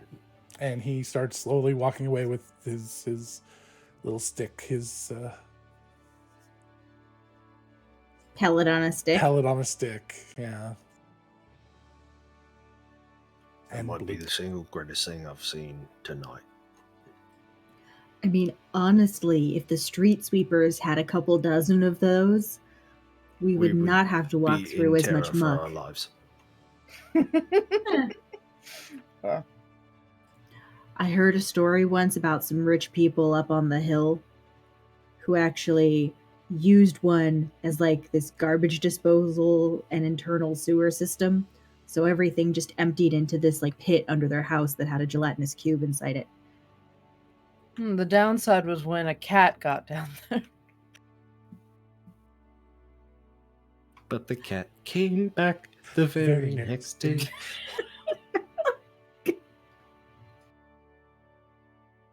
Wow. Adelaide says that completely confident that that's what happened, by the way. The tone she gave, like, she's confirming Val's story. You hear Oh, I didn't hear coming that from part of the story. coming from the shadows. You hear David Bowie's "Cat People." How about we start making our way down? Done Let's bloop not shoot. dawdle anymore. The bloop shoot? Is that what you just called? Don't acknowledge it. Just let that. You could have let that one go. You could have just given him a dirty can't. look and moved on. I can't let it go. Loop shoot. Jesus. Amazing. I'm so Kyle's pleased with dead. myself. I'm sorry. Yeah. He earned it. I got him good earlier. He did a good He job of earned keeping it. that voice that entire scene, so you know. You did very good. So you no longer have to keep that voice up. Well, And then he shrinks. well, that's better. Oh, now you sound like you have helium. I've gotten used to it. So Adelaide starts heading down, opening the sewer grate and looking for a ladder, hopefully. Okay. As the song changes to "Dancing in the Street" by David Bowie, and somewhere in the shadows, as you start to crawl down, doing weird motions to try to fit through this grate. Is anybody wearing full plate? Okay. Then you all fit fine. Hooray! So Might I ask if you all think it's a good idea to get some light? Or Wouldn't bad? say no. At least initially, so we can get a lay of the land. Then Lex will cast light. okay. So as Lex casts light, what are you casting it on? I'm going to cast it on. Lex has sort of like this amulet that hangs directly Sure. in front of their chest, so just like on that, so that it kind of shoots ahead Kind of of them. becomes like a beacon into the darkness. Perfect. And the light kind of just spots on, and you see the whole cave here. The whole sewer here. This area, it's more of a storm sewer, so it's not like really gross or anything, but it's incredibly clean. There is like nothing on the ground anywhere about 1.5 feet up the wall. Right, let's see what we can see. Right, so you start to head east through the sewers, and does anybody have the one of the backgrounds that gives you the perfect direction? Can't Nope. remember. Actively I don't not. think so. All right. No. Well, it's a straight shot, so you don't get unless you start to take any other turns or really want to explore around. Well, there are some interesting things you kind of hear, and every once in a while you get to a turn, and there's some different ways to go. You were told to just go east, so I assume you just stay on that path. And after a little while, you come to this large area where a lot of these pipes all come into one area, and it's almost like a 3-story drop down into a puddle of water. But unfortunately, there's also rotting plants and things that have been collected in here, so it doesn't smell great, but it's definitely not 100% full-on gross sewage. But it is this water is fairly deep. You would think, by judging by the other pipes and things around, that it's probably at least 3 or 4 feet, maybe more. No swimming, Bunny. Oh, sorry, I forgot my voice was back. It's okay. I don't want to swim Kyle in forgot that, his voice. so it's all good. Oh my. Are there Another one? Is there any rocks or anything? There are no rocks. This is not a cave. It is a sewer. Or But like there a are loose some brick. outcroppings and things. Or are you looking for something to throw? Yeah, I'm looking No, for everything is something to perfectly clean here, all the way up to this edge. Okay. Ugh. It's now a good time to fill Lex in before we try to descend this. Sure. Merrick, you were leading the conversation. Right. So we went to your sister because we know that she's fairly knowledgeable about, various things within the underworld, and we knew that our dearly recently departed boss, may he rest in peace, was investigating another crime family known as the Spiders. And she led us to believe that the spiders, insofar as a crime family is concerned, don't exist. That they are, in fact, part and parcel with various members of the Birchfield Institute, our current employers. Possibly. Possibly. Some of them. Allegedly. Lex is, because they're in, we said like 4 feet deep water, now trying to take notes above to not get the notebook wet. So that's actually turned this entire investigation into kind of a conflict of interest then for you all. Not No. if our bosses don't find out. No. Because we're fairly certain that anyone who knows about the truth behind the spiders is at risk. So, sorry.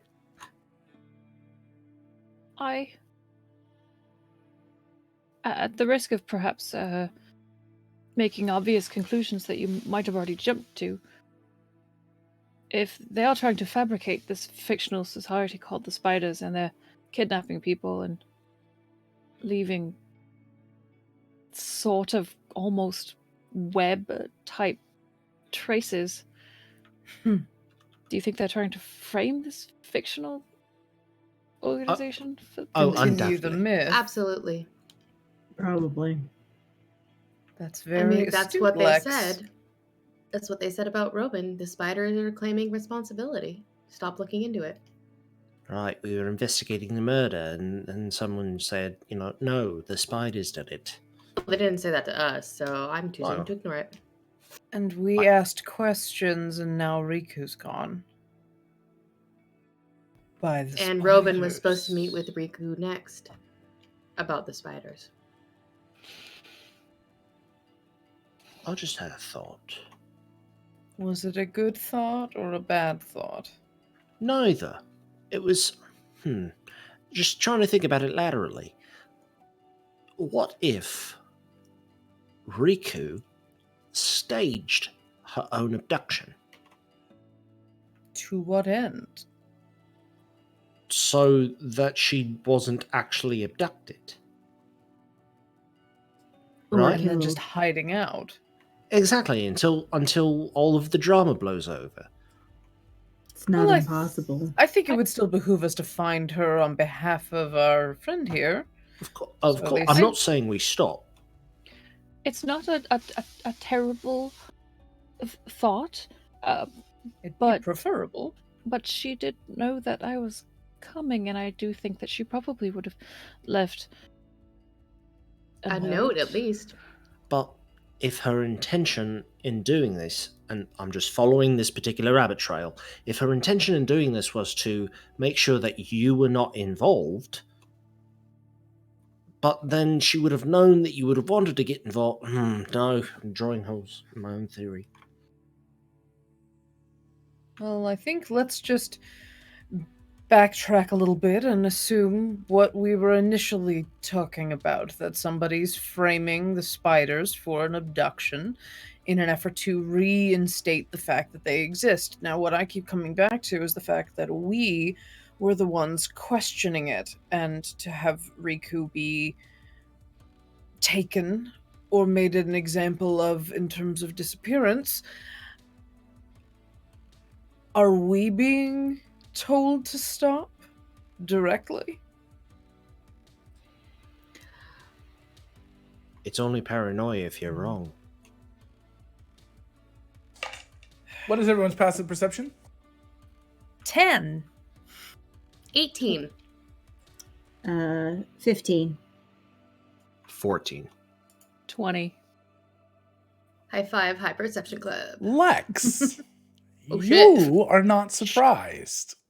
Whoa. As a shit. tentacle comes shooting out of the gunk below you, grabbing. Just like scooch out of the way real quick with my journal. Let's see here. That's Logan, hits. very important question. Are we currently in the trash compactor? 24 to hit. Does hit. doing no damage as his tentacle shoots out, this very large tentacle, and pulls you down into the water.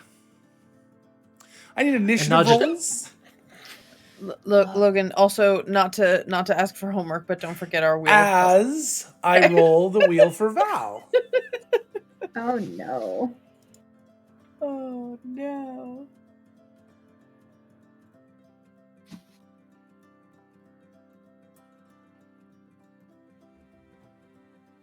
Oh, that's fun. All right. Oh Flash dance. no. No. I have concerns. Val has to wear leg warmers for the rest of the show.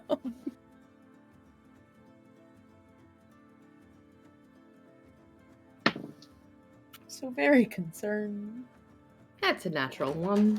Oh no! That is 20 less than what I got.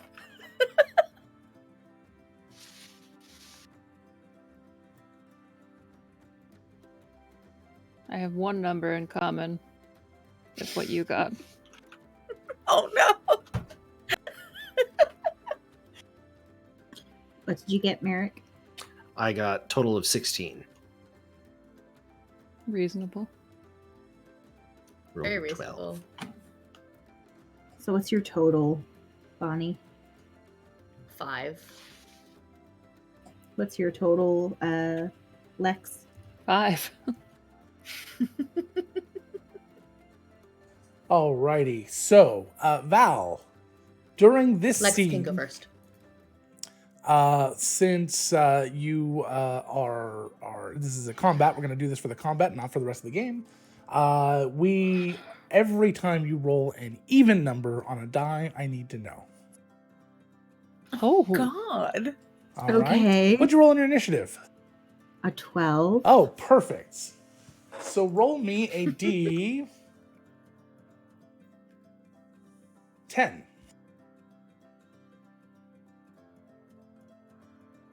One. Oh. All right. So, Okay. as Merrick gets grabbed and yanked down into the water, Val and everyone start to turn in surprise, except for Lex, who's saw it coming. And all of a sudden, from above Val, from literally nowhere, she just hears the sound. She looks up, and as she looks up, this sort of caustic liquid just pours over her. It is does She's not sitting in a chair. It doesn't count. 13 points of acid damage.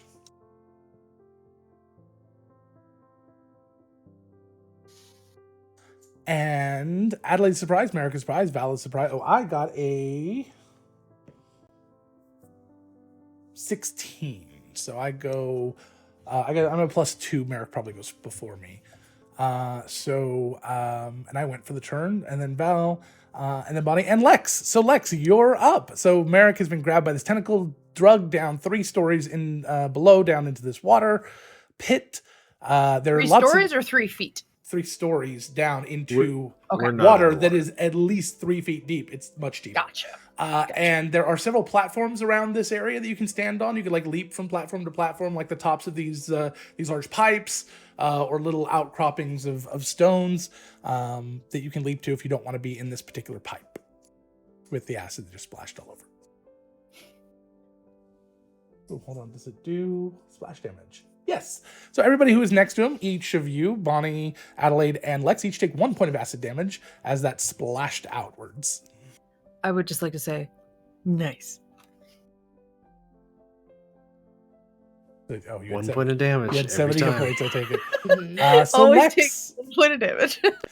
so in this water, you see something kind of moving, very large creature underneath. You see tentacles or something kind of just swishing around, maybe an octopus or something, kind of a bulbous head starting to break the surface tension as it's coming up. You can definitely see something to hit it. You just don't know what it is yet.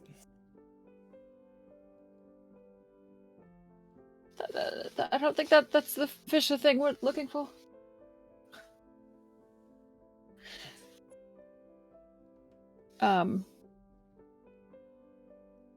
was the implication that because I got a 1 on my initiative? Or Yeah, 2 on but my everyone else is initiative, so- surprised.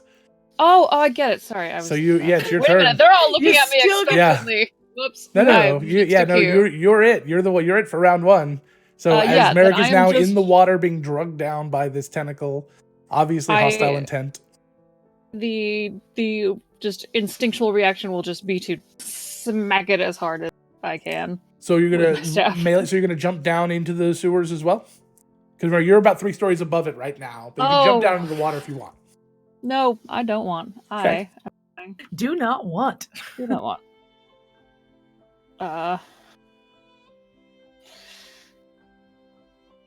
It's just like a lash out reaction.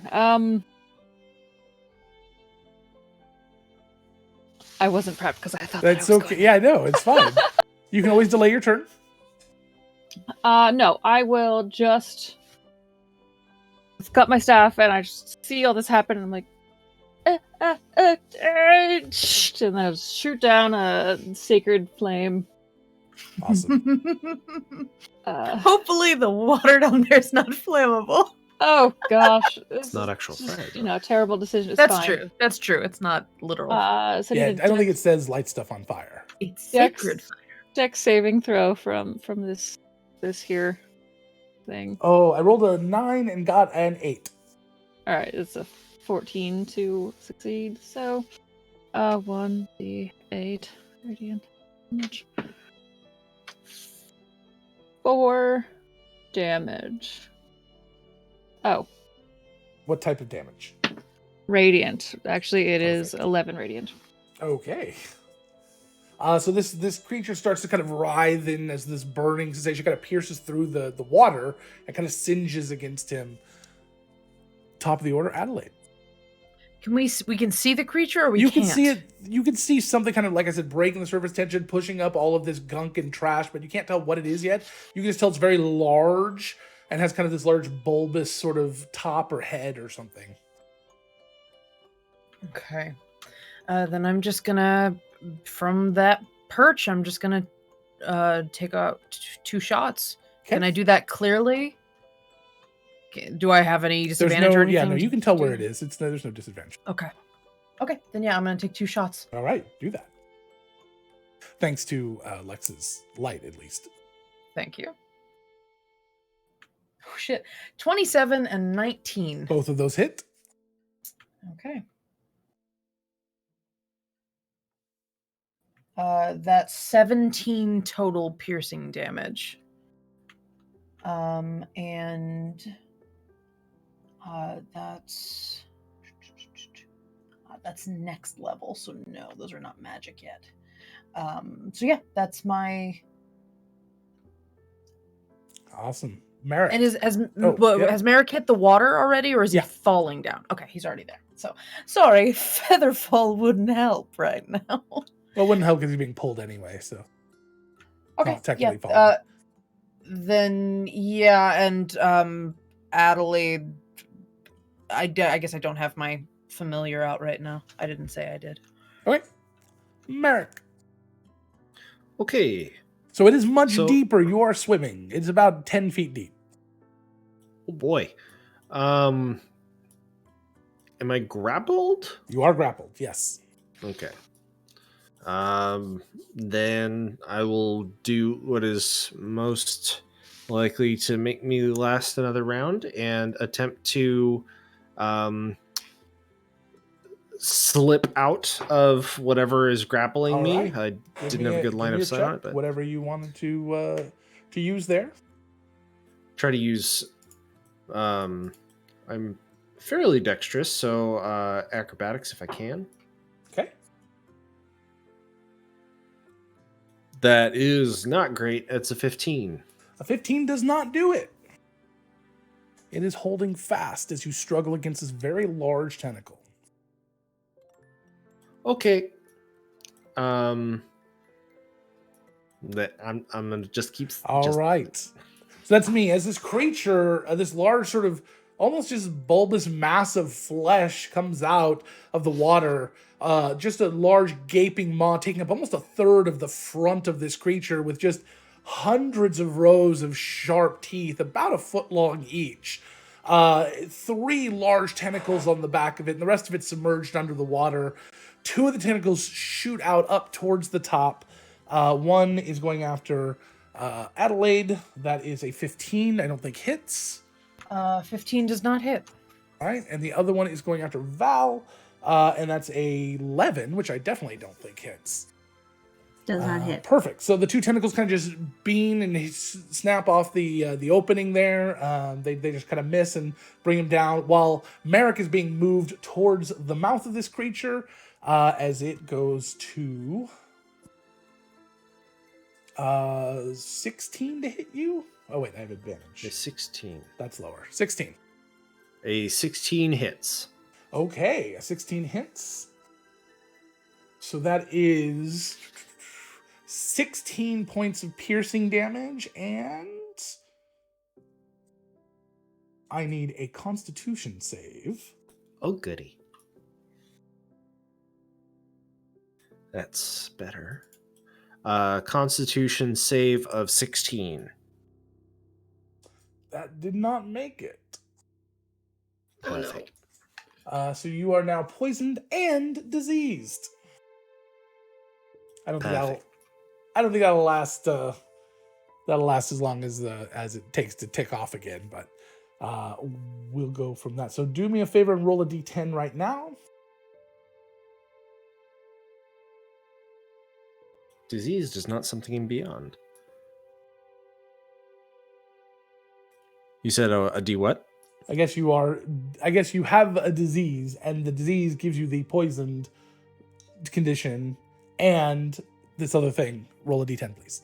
D10, thank you. That is 5. So your hit point maximum is reduced by 5. But it doesn't tick off again for 24 hours, so that'll be all that happens. Okay, All we right. have 2 clerics. It's fine. Yeah, I have restoration.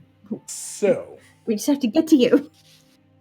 and coming, that I'm is coming. my turn. Val.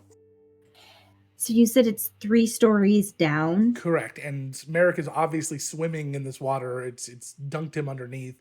How big this creature was to hide, you're guessing it's at least another 10 feet down after the water stage. Okay. So, But there are some pipes right there at the water you could stand on if you need to be that low. well, I need to get lower, I think, because I need to be within 30 feet to cast the spell I want to use. You're within 3 feet. 3 stories is 30 feet. 10 foot I of can hit it? floor is Okay. the typical. It's fine. I'm going to cast Blight, Okay. It's And definitely I need sticking out of the water too. and I need a con save. All right, con saves. I'm good at those. 11. Okay, so you take 8d8 necrotic damage. Jesus. Val didn't feel like messing around with this. Yeah. Pardon me while I pull up a dice roller because it's faster. 43 points of necrotic damage.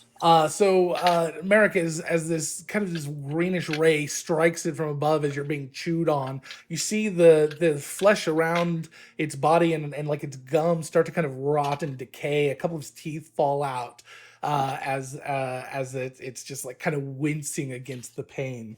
I'm sorry, I didn't do that in the mic. Ah! Felt it needed to be said. All right. Yeah. Are you Could done, have Val? had a D8. I think so, because that's a full action. So it'd have to be. What did you roll? Did you roll any dice there? Huh? Roll Did you roll damage, any dice there? damage dice. There are Oh, dice. crap, I forgot. Your I math. rolled It's an- only going to happen once an per 8. turn. So if you got one thing, you just let me know. Yeah, I Okay. got at least one. All right, Even give me a number. D10 real quick. That's a 4.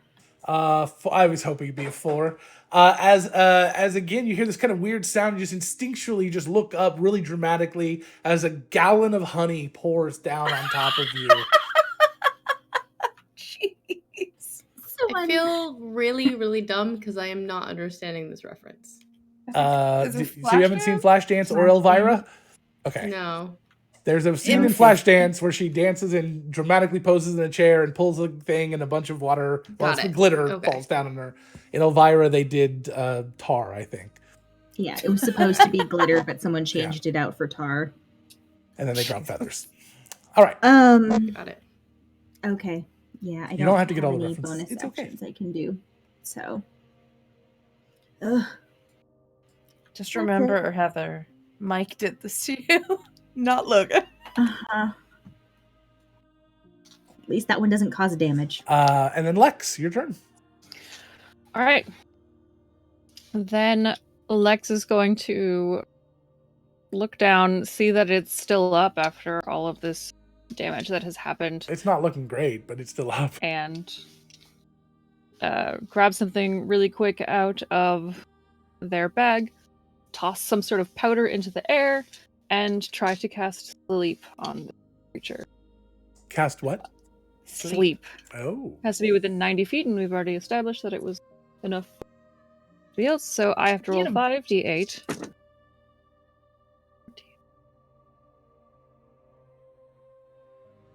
25. If it has 25 or less remaining hit points, then it falls asleep? Yeah. So it goes nighty-night. Yes! And that is the first time I've ever seen sleep work in a game. Nice. That literally is the first time. So it just kind of like slowly kind of slinks down after going through all this pain of dealing with Val's crap. Slowly going to sleep, and then kind of starts curling up and pulling Merrick close to it and snuggling with Merrick. As it then starts to sink under the water, because it can breathe underwater. Merrick, give me one last acrobatics check to slip away. I get to reroll that once. Yay. That's better. 21. 21. So you slip out without awaking the creature and are able to swim up to the top of the water. You see Merrick crest up out of the water. Merrick, give me a perception check. Do we see Merrick come out of the water? Yes. Well, you see a swamp thing come out of the water. You're guessing it's Merrick. Adelaide is breathing heavy, pulls her bow and points at Lex with the bow. Not like with the arrow, but like with the bow. And just grins. Not the worst cleric. Agreed. Val, one last time, roll me a d10, since I want to get at least 3, as you say, agreed. 7. 1, 2, 3, 4, 5, 6, 7. As you look up and 2 gallons of mayonnaise comes pouring down on top of the honey, just slowly kind of slide over your body down. I think this counts as soiled. I fucking hate magic sickness. Poison. Magic poison. Also, did you basically just use an alchemy jar? Yes, I used an alchemy jar to determine what was going to happen. Because when you created, you and Kyle created it, it was originally just glitter, and I said no, that won't do. One of them should be glitter. Merrick, what'd you get? 22. Merrick, as you crest out of the water, you see down one of the pipes from this angle. You see a glowing rune carved on the wall. It's the Roman numeral for 7.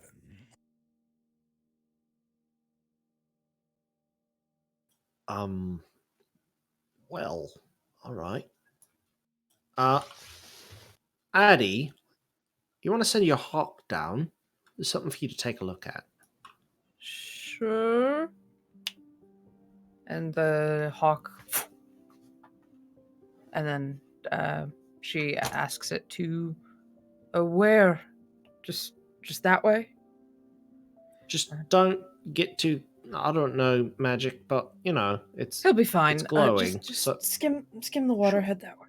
So it goes to the water, goes to the front of this pipe, and down this pipe, about 20 feet, there's a T. At the end of it, carved on the wall, is this glowing 7.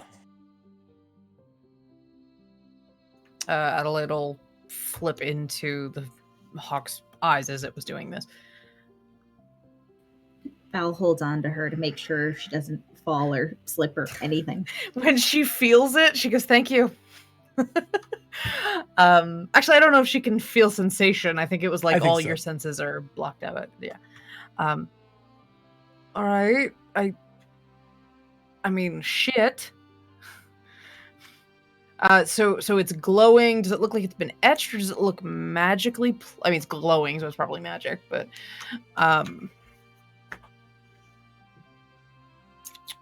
is it in any particular handwriting I might recognize? I don't know. No. Thoughts? Give me a moment. Actually, I don't know. You said, no, I guess I could. I don't know how it works. Like, I'm sort of in the same room as the hawk, so I don't know if I hear what he says. I mean, you do. Yeah, you can. I don't mind that because you're in the same basic area. Can I ask the hawk to, like, go down one of the T's? The hawk can fly down. Sure. Yeah. All right, so the T intersection. Let's go. Eeny, meeny, miny, mo. So Let's the go hawk left. is going to fly down and try to go to the left on the T. Yeah. As the hawk flies down, very abruptly, you hear this. Kyle, you see this very large flash of light, and then there's no more hawk, and the rune is gone. Oh, that was upsetting. I was, like, in it when it exploded. Are you okay? Yeah, he's just gonna be pissed in an hour or two. Well, That's why we make friends with fake animals. Sorry, conjured. He wasn't fake.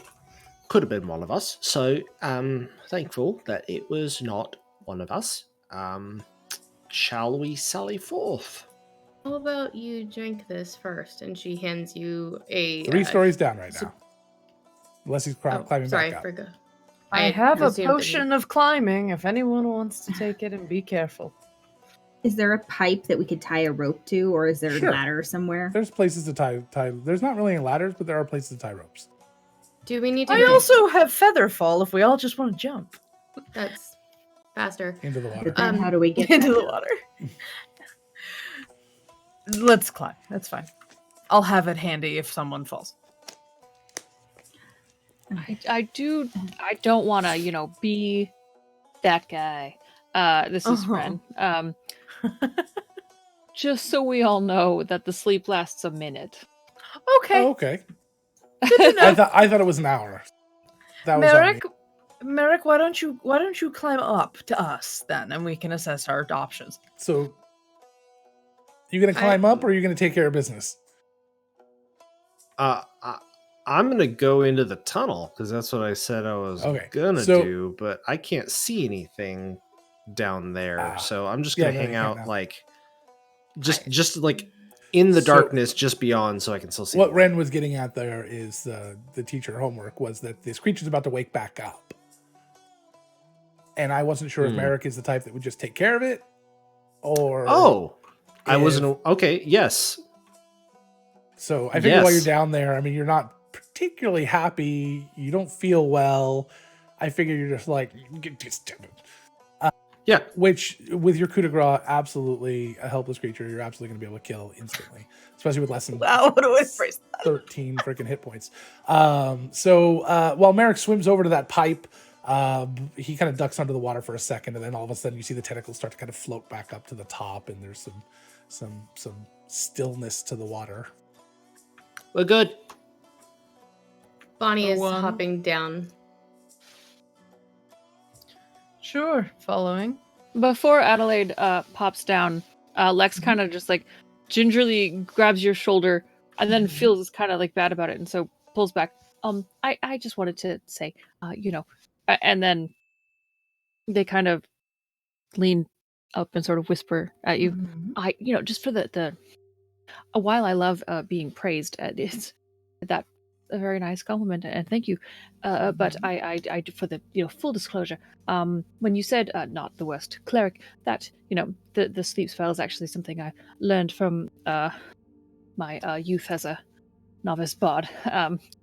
Not anything to do with the cleric thing. Still very impressive. Sorry for truth is misattributing to me. So I just didn't want you to think that I was doing something that I was not. No, that I appreciate the clarification. Thank you. Adelaide is oddly charmed by that. That specificity. Okay. As soon as Bonnie is down, she's like running over to Merrick and pushing a potion into his hands. Drink this, please. What is it? It's a healing potion. You'll feel All right. better. I didn't. She could have said it's scotch, and he probably would have had the same reaction. It's a greater potion of healing, so 4d4 plus 4. Do you want to roll it, or No, go ahead. Lex, if you're concerned about keeping your notebook in good condition if we're heading down into the water, I actually have a bag of holding of sorts that specifically only holds books. So if it was something that you'd like to keep dry, I could pop it away for you in the meantime and then give it back to you when we're no longer in a soggy location. They raise their eyebrows a little bit. She will reach into her bag and pull out she'll pull out a book, just a random one, then put it back, and then pull out her trick book that has she opens it and there's like a hole cut into the book, so there's like little sundries and stuff like tucked into it. Technicality, apparently. And she'll close the book and put it back in. But yeah, seriously, only holds books. There's a pause of thinking about this. No pressure. You hear do do do do do do do do, and Under Pressure starts playing from the bow tie in the Damn it, shadows. Binksy. And then Lex hands it over to you. All right. Notebook. I just think notebook, and she'll put it away in the backpack. I'll give it to you right away when we aren't in gross things. I understand wanting to keep your personal effects neat and tidy. Thank So- you. Climbing now. Yeah, while they're doing that, I've secured a rope to something and so that we could start climbing down. Okay, so you secure a rope, you start to climb down. Wren's light finally brings a little bit more clarity to the clarity to the pipe, and Merrick, you can see at the end of this pipe where the explosive rune was. There's now a crack, almost an opening in the wall, like a little holdout that was exposed. All right. Well, I will check this out. Please be patient while I check the area for any additional things that might occur. Yes. Merrick, before you go, do you want light on you? I know you like to hide, or something that you could toss away so that you can see what you're doing up close? Gods, no. Never. With all due respect, fuck off, Val. I appreciate the offer. In the dark. No, I can't, but, there's enough. Right. Can I As cut long as off a Lex piece is of doing tentacle? their Care Bear stare down there.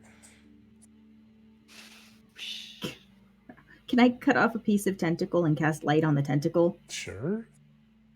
There's lots of trash in here. Okay, well, she'll pick something up and she hands it to Merrick. Put it where you want, but you can't see in the dark. So it's going to be hard to see a trap if you can't see. Fair point. And a point well taken. Thank you. So I will begin checking for traps as we approach the... All right, so as you start walking up there, you're looking around. You don't see any traps, though. When you get to the end, or close to the end, you do see that in this little holdout, there is a very pristine envelope within. Okay. We'll try to... No, he's not going to grab it because he's wet. So could someone who is dry, please... It seems that someone was prepared for our arrival. I can sneak up and grab it if you want. You don't need to sneak up. There's nothing here. Yeah. You can try. Be cautious. By all means.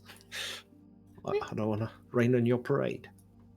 So Bonnie will just go over and Don't Rain on My grab it. Parade, a Bowie song? No. It's not. No, that's Streisand. No, that's Barbara Streisand. So Bonnie goes and grabs the envelope. You go over and you look at the envelope. It looks fairly new. Been placed here recently. You snatch it up, and on the front of it, it is addressed to the Compass Thieves. Bonnie's gonna open it since she's got the compasses currently. As you open it inside, it's very cryptic. But it says, if you want her alive, return them where they belong.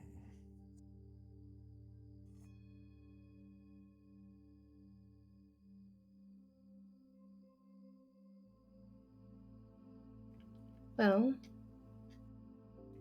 shit. Sorry, I'm going to go back on what I said previously. Could I take a look? Mm-hmm. And Neric's going to kind of give it a perusal to see if there's any, like... You said it was cryptic, but, like, hidden coding as far as, like, Thieves' Cant is concerned, or the... Okay. Blatantly written in very bad handwriting. It almost looks like somebody wrote it with their offhand. Hmm. Trixie.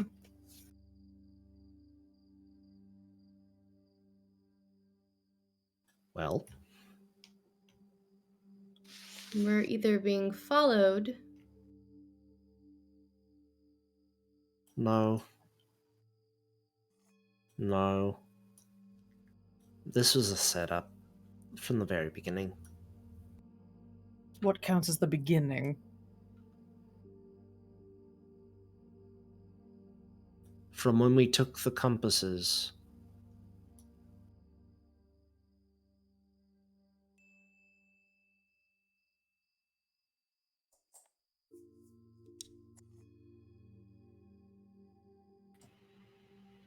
I'm just thinking that, you know... So I assume that Bonnie tells everyone what it says?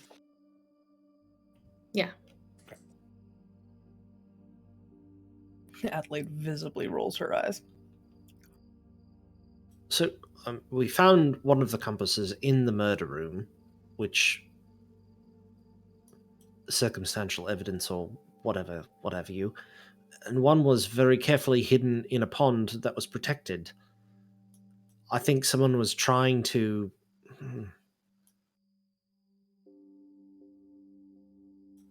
temporarily bury the evidence, or bury something that might be useful later on that they might really want.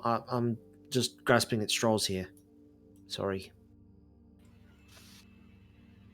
I don't think you're necessarily wrong, but now we have a problem, because giving them the compass could unmake reality. Seems they might have already. Go ahead, Lex. Am I putting things together right in ascertaining that my sister was kidnapped because of all of you? So this letter would insinuate. All the more reason we're gonna get her back. Because that's not fair.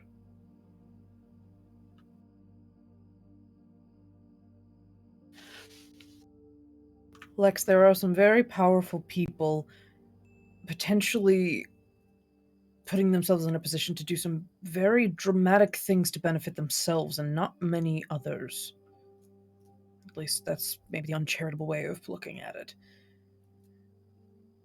Riku Lex got gets mixed a up. very...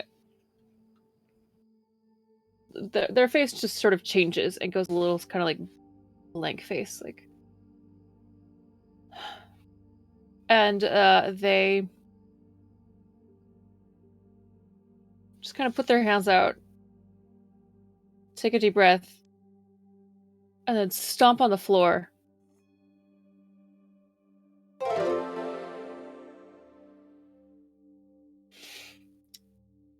If you all don't mind.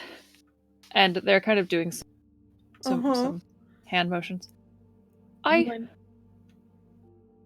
going to tell you what I'm doing, but I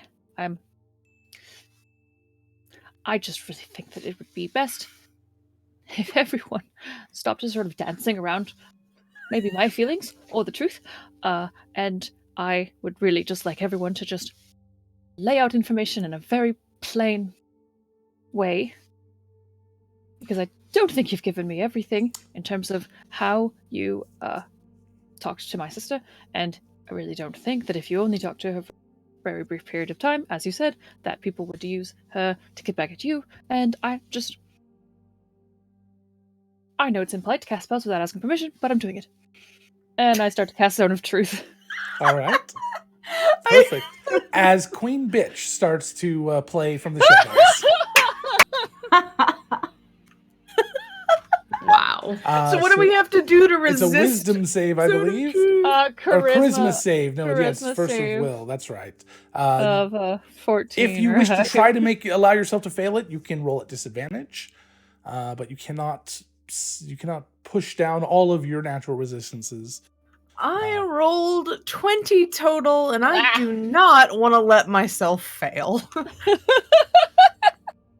It's fine. But the caster knows if we failed or not? Isn't that part of it? Yes, I believe that's correct. Yes. What is your DC? 14. It's not very high. I got a 13.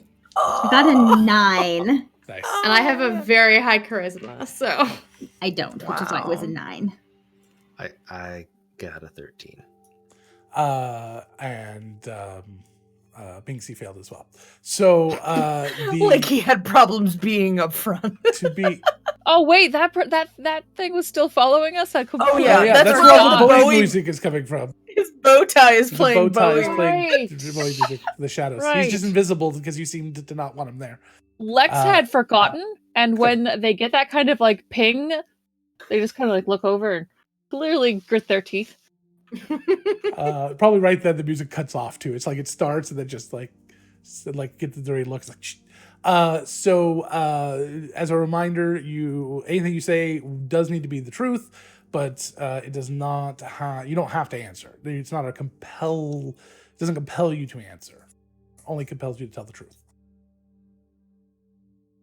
Then Lex looks at Adelaide. That makes sense. And then turns to Merrick. Dun dun. You were the one I was originally looking for, because you were the one that my friend named. So, can you just tell me what you talked to my sister about?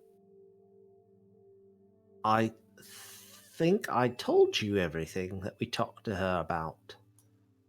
About Robin looking into the Seven and the Seven seemingly being responsible for all manner of nonsense in recent. Well, we didn't tell you about them being responsible for recent events and historical events and events reaching further back into history.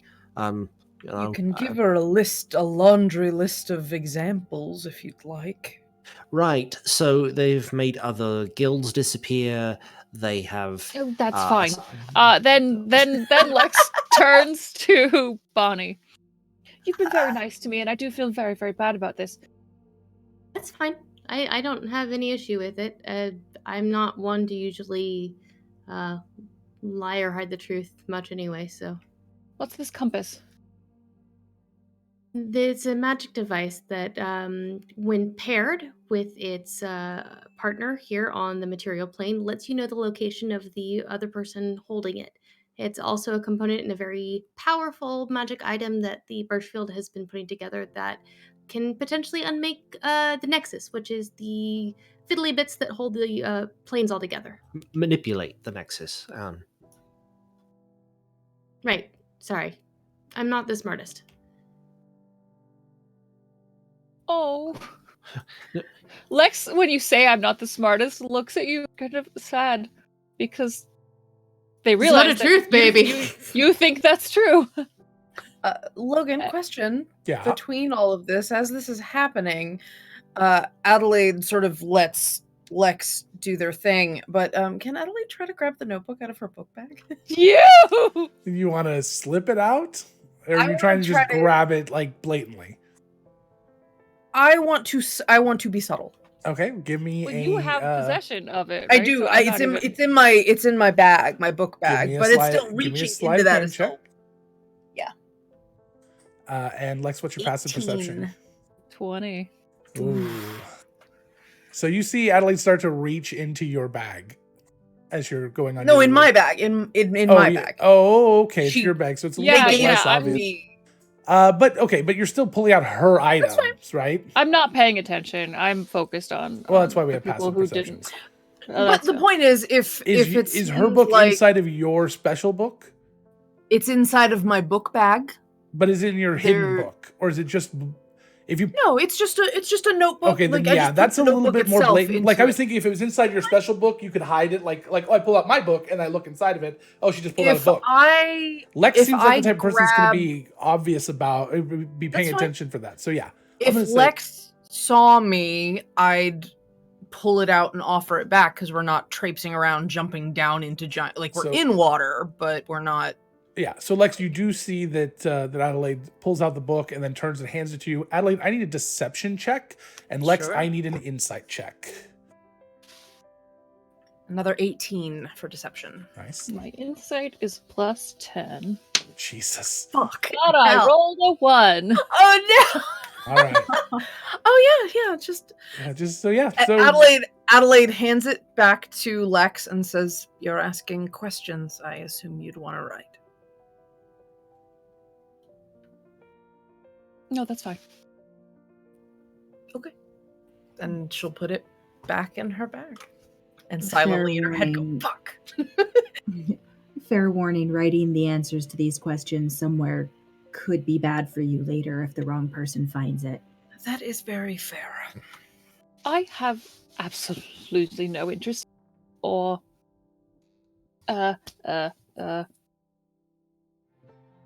ability really to get involved in things of a monumental scale. I really just want to make sure my sister doesn't die, and you all seem like you have a lot going on, and probably my sister is just a tiny piece in your entire world of magic and adventure, and I understand that maybe it's a pay, but I just really don't. It's my sister, and No, she. We don't want Oh. anything to happen to her either. Especially not because of us.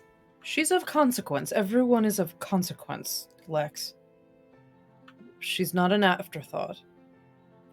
I didn't really think of what questions I would really ask if I actually had got this to work, because I Just Uh, hoping actually, that I've we never had got the kept spell everything from to you. work before. So, you in the corner. You with the bow tie. Light. Wait. Oh, that's not a Bowie song, is it?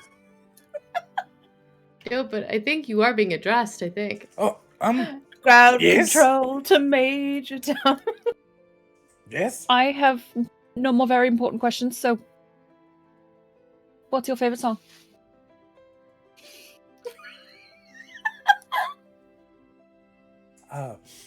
I like this one song. Never gonna give you up. Never gonna let you down. Never gonna. And the bow tie starts to play Space Oddity. Shut up. She asked me. Great. All right, then Lex will sort of sheepishly just drop the spell and then get sort of somber. We're It's we're okay, not it's, trying to intentionally keep things from you. There, like you said, there's just a lot. It's also partly a safety concern. I understand why you cast the spell. I would be suspicious too. We don't want anything to happen to Riku. If there's anything we can do to stop it, but we're in a difficult position now because doing what they're asking could also be dangerous for the entire world and not just your sister. So, given that, what do you think that Riku would want us to do? Well, if it was Riku and not me, because much more brave and smart and good at sneaking than I am. But if it was Riku and I was the one kidnapped, Riku would probably say, yes, I'll give you back your magical compasses, and actually instead either give a fake or at the same time do sort of sneaky swap out mission something much more competent than I'm probably capable. The only problem with a fake is they might check before they release her. Although if we could figure out where she's being held in the meantime.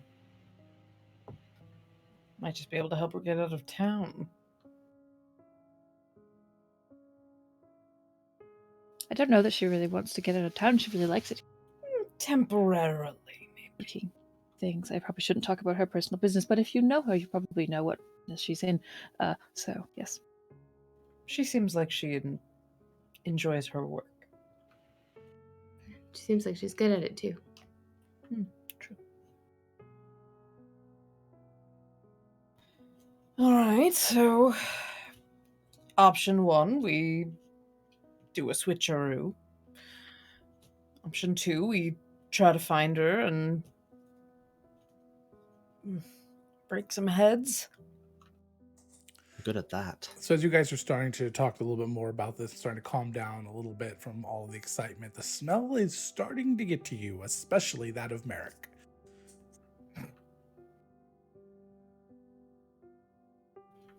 We should leave here. Are Agreed. you okay, love? You looking a little green. Can you fix him, Val? I know I didn't do a whole lot of healing with that potion. Yeah, let me take a look. Do I need to roll anything to figure out that he's got a disease? Well, no, you Or would is it- need to He has observe a him over 24 disease. hours to determine that. Or you could use something like detect disease and poisons.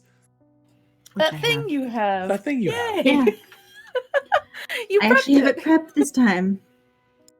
All right, I'll cast Detect Poisons and Disease. Which I think is your second time doing that today. Yeah, So but yeah, I have so yes, he is 4 spell diseased. slots He available. has some sort of strange disease that's going to slowly just kind of take his constitution away until he dies. It'll take several weeks though, Oh, okay and then. it's very likely he'll recover. But in the From- meantime, from he's not death. going to feel well. No. From I'm death, saying yes. you could recover from the disease. If you'd failed every save every 24 hours for weeks, then you would die.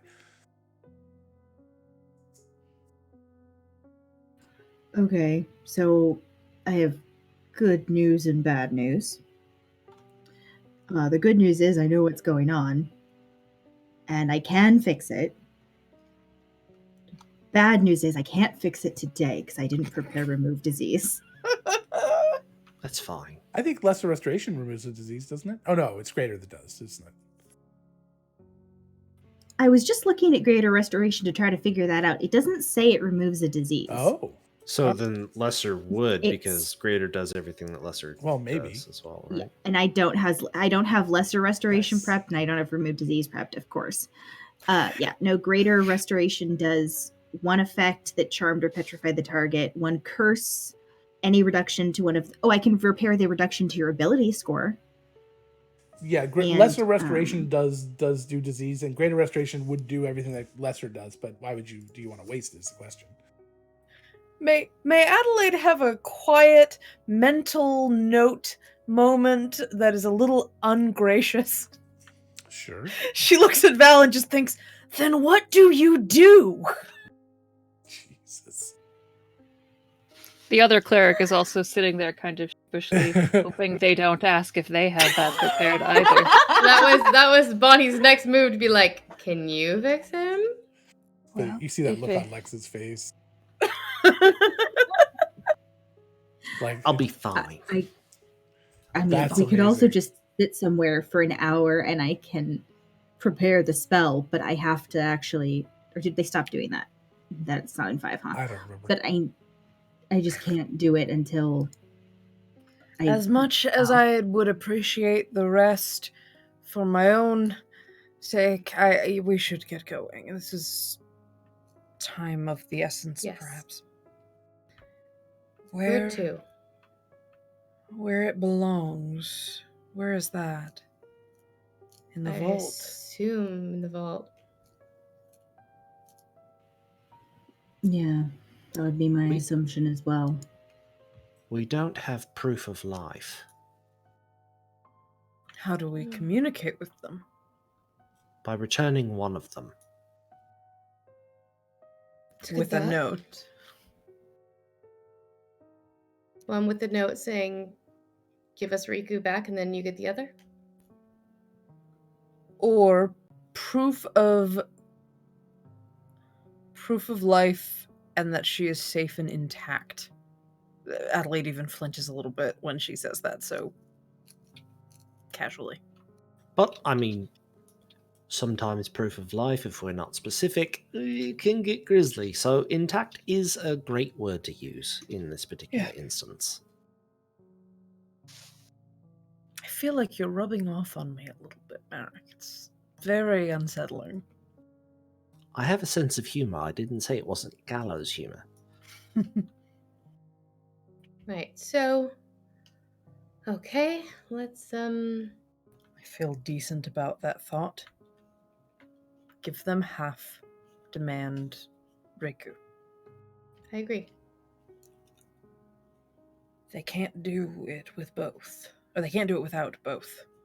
So we Correct. still hold some of the cards. So we assume. Yeah. So, To be fair, Lex, I don't like the compasses anyway. Horrible things have happened because of them, so... Is there a way to remove the qualities about them that make them possible to be used for nefarious purpose? They are relics of a kind. They seem to be very, very powerful. The things that they can do vary across planes, and I'm not sure it's within our capability to do that. well, Yeah, I don't know that it is. one of the properties that we did find was that the compass is the compass. Both of them are the compass. They are the same one. Just at two different... They're the same one. Right. Just at two different points. Right. Or whatever the technical How theoretical did they terminology get would be. both of them to begin with? One would assume some sort of reality shifting event. Something that would allow two things to exist at the same time. So I would assume that, sorry. One would assume that. That's maybe. why don't we get another one? How? I Yes, don't let's know. just bend reality. Okay. We do No, have information on the device. And they point to each other. So one would think Hold that on. property would extend to hold- another one. Hold on. Are you saying build the device? Is that what's happening here? That is what's being talked about right now? I'm saying the device has already been built and So we- used. So we steal it? No, we just just wanna know go the and end. use it. We don't have to steal it, don't we already have the pieces? Well, I don't know if the two pieces of the compass are the only pieces. I am so sorry, Lex. We understand that your sister is in peril right now. This is just sort of a meta conversation that leads to the... Yeah. But so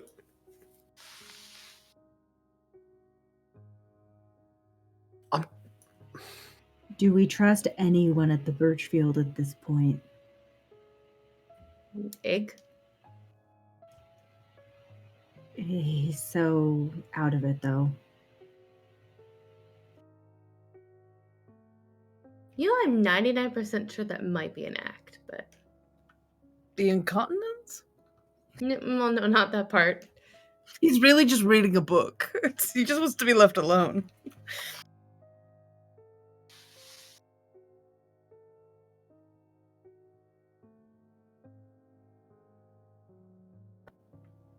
I'm not the planner. I'm just... I don't have a story to fall back on this one, but I would like to do it outside of a sewer place. Right. Let's go. Let's We at least could get always above evolve. ground. So you guys start to make your way through Yeah. the sewers, back the way you came. Very easy to do. Got lots of handholds and climbing. Make your way up in a rope. Make your way up and out of the sewers. You press to digitate all of the honey and mayonnaise off of Val. I don't know why it took so long. You press to digitate all the gunk off of Oh, is Merrick. that the hint about the smell? No, was it just the it's sewer just the itself sewer. I'm trying to smelling? get you, just trying to get you moving. You press to digitate all of the gunk off of Merrick, and whatever is left on your guys' shoes and things, and you take care of those, and you're outside, and you see Pugnut over there, walking around the owlbear in a little harness. Slash.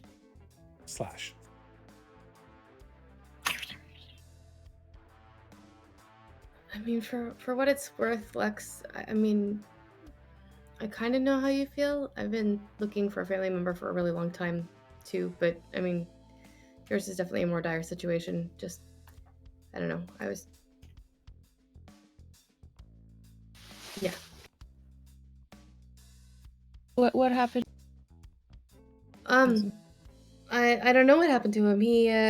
He disappeared before I was born, and so I thought I'd leave home looking for him. Again, not the smart one, but you know. I don't think that you're not smart. Not smart, not...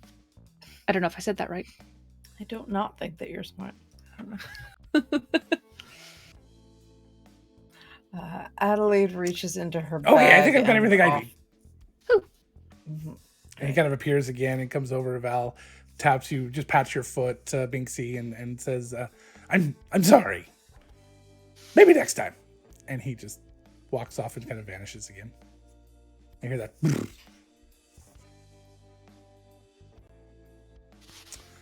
Laying where he left from is a bow tie.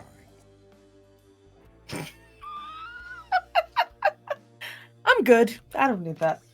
I already have a bow tie. Damn it, I forgot about my fucking bow tie. Son of a bitch. I gotta write that down. Anybody Bow gonna pick tie it up? for extra arrow. Nope. Yeah, I'll pick it up. Okay.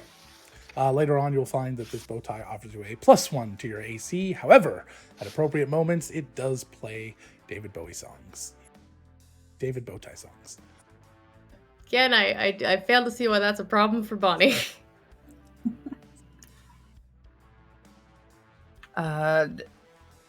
Where to discuss or do something?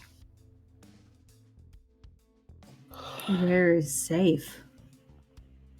Liara's. It's the only safe place I know. Oh, all other NPCs gone. Me back now. He goes walking back up. How do in the Enter sewers? Summer Very Chat. good. Information. Oh, The next step. That's very good. Grumble, how did you know that we were the last ones to see Riku? But she told me When? before she went to see you. I am her accountability buddy. Oh, if something happens to me, this is the person I'm going to talk to. Blame them. Yeah, That well, sort of not thing. blame them, but talk to them. Because Riku did not think you were a threat. Thank you. Oh, perfect. Based on your Merrick and based on Adelaide your both seem faces- offended. Based on your faces, you think you are a bigger threat. Did you mean harm to Riku? No. Then what is problem?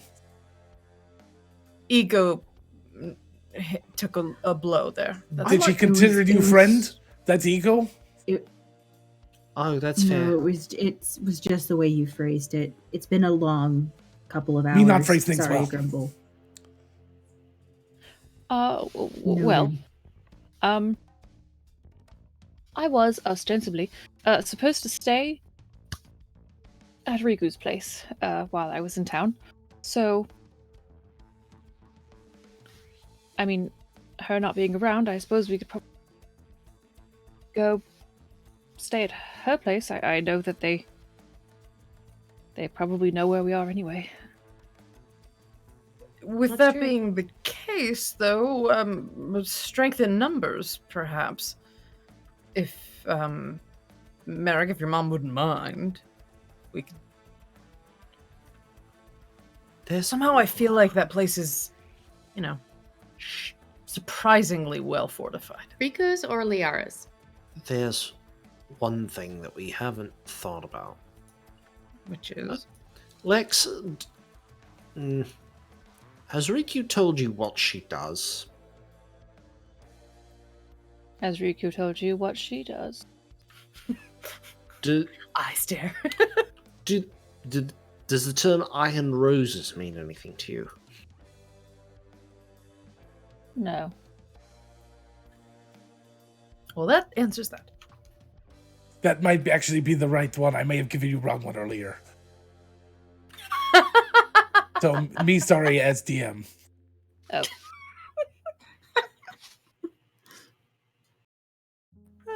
I'm pretty sure I gave you the wrong one earlier. Sorry. That is the right It one. also could just absolutely be me having already closed that file and thinking I used all the stuff that I needed Did to. you give them lotus pads Yeah, I instead? did. Yeah. No, that's the wrong one. Yeah, it is the Iron Oh, Roses. okay. Sorry. That's my fault. That is the correct one. Yes, that does mean something to you. Then, whoop. Yes. We could. I'm sure that they would not be very pleased that their leader has been absconded with. Well, that was sort of the point I was making with thinking that the place I was going to be staying would be reasonably safe. Right. So we could also tap them as a resource. That is true, but Merrick, does this kind of like clearly not very good at sneaky secret stuff. Just sort of, I feel like I have to ask your mother. Liara. It was, and then they lower their voice just a little bit more. It was suggested to me that perhaps your mother maybe was, I don't know, because of the new relationship, and maybe a person with the new relationship might have not be with the, because that there's people that can be trusted within the organization, and we don't know, since this is new, if the new paramour might be the one not to be trusted, and if you're, you know what I mean. With a passive 18, can Bonnie hear this? Oh yeah, Shout no, it to the I'm sure. rooftops. This ship Lex has definitely sailed. seems Lex definitely seems like the type that tries to whisper but doesn't always. Like The accidentally puts the hand on the rock. Bonnie's skin is slowly changing from the very, very pale white that she is to just this pink and then red going all the way up. No, I'm sorry. You be using it. The what? Well, there was concern, Buddy. right? That Honey, that are you okay? There was is now. It's okay, Bert. Just Bonnie? deep breath. I think I'm Yeah, missing I- something. We can just drop that entire line of every. Oh, Just the line. Just the line. You're fine, Lex. It's okay. All Merrick? right then. Breathe. I have stepped in it, as they say, and shall we go? Adelaide reaches into her bag and pulls out, not trying to be stealthy, pulls out Lex's notebook and hands it back to them. There you go. All out of the sewer. Right as rain. Thank you. You're very welcome. Are So to you Riku's. okay, Merrick? Sorry, I I'm couldn't sure. hear you. I'm sure that I will hear inevitably the words, "It's none of your business what I do with my spare time, or who I do with my spare time." But I'm a beautiful single woman with agency over my life. Sorry. That's one. One still likes to be informed. Your mom was setting an extra place at the table this morning when I dropped off pastries. Let's go to Riku's. I don't need a cannoli right now. I'm going. Wow. Merrick became like, for a split second, Adelaide's like, if I didn't know any better, you were the spitting image of my little brother just now. Petulance to the core. Lex, do you like stories at all? Oh, I love stories. Do you have any favorites? Well, have you ever heard the story of the Prince in the Tower? No, I don't know that one. Yes, well, I have to admit, it is sort of a morality tale. How you Aren't they could, all? be good and not follow you. But it has a dragon, so. Ooh, good story. All right. Most of the stories I know are about pirates. So, Did you say a morality tale about not following your dreams? Well, you have to, make sacrifices. You said pirates. What do you know about pirates? well, lots. I grew up on a really, really small fishing island. Mostly what everybody talks about on a fishing island is fish or romanticizing pirate stories. So, I don't think there's really anything romantic about pirate stories. I mean, it can. Oh, spend some time with Bonnie. She will find a way to convince you. I mean, I don't know. She has a way of spinning them. You guys are only partially sick of hearing all the stories about Finny and Sea Spray, I assume then. Only partially. Excuse me. Sorry. What? You know stories of sea spray? Yeah? I'd love to hear them. All of them. Okay. So Finny and Sea Spray is my dad. So I mean that's who I'm looking for. And so yeah, he my mom told me that he was like this really gallant sea elf that came to the island and swept her off her feet, and they were going to go and be together, but he had to leave because his ship was sailing, and so he promised he would come back, and then he didn't. But I've been trying to collect all of his stories as I've been going around. I'd love to hear all of them. Should we walk and talk? Sure. Also, occasionally during Bonnie's stories, Adelaide is not facing them, like walking ahead and mouthing along because she knows some of them by heart at this point. I do not actually have the actual stories for No, that's fine. It's just like I figured it would kind of be like a fade romanticized grand you're adventures. telling me stories. Next we have 20 minutes where you're telling these stories. No. Lex is listening to the stories. And so you're walking and listening to Bonnie once again tell the stories of her pirate father. At least everyone else. And Lex is hearing them for the first time. Some very Indeed interesting stories. They're very childish for someone who is in their mid-20s to be pontificating and kind of squeeing over. Much like, very childlike about this. So as you arrive, you're going to Rico's apartment. That's what I remember? Mm-hmm. Which one? The most recent one? sure. I assume... Yeah. Oh, okay. Oof, sorry. No, I didn't know who Everyone- that question was to. The other Yeah, me one, neither. the other one is you don't know. You're pretty sure the one that you met her in this morning was empty. Yeah.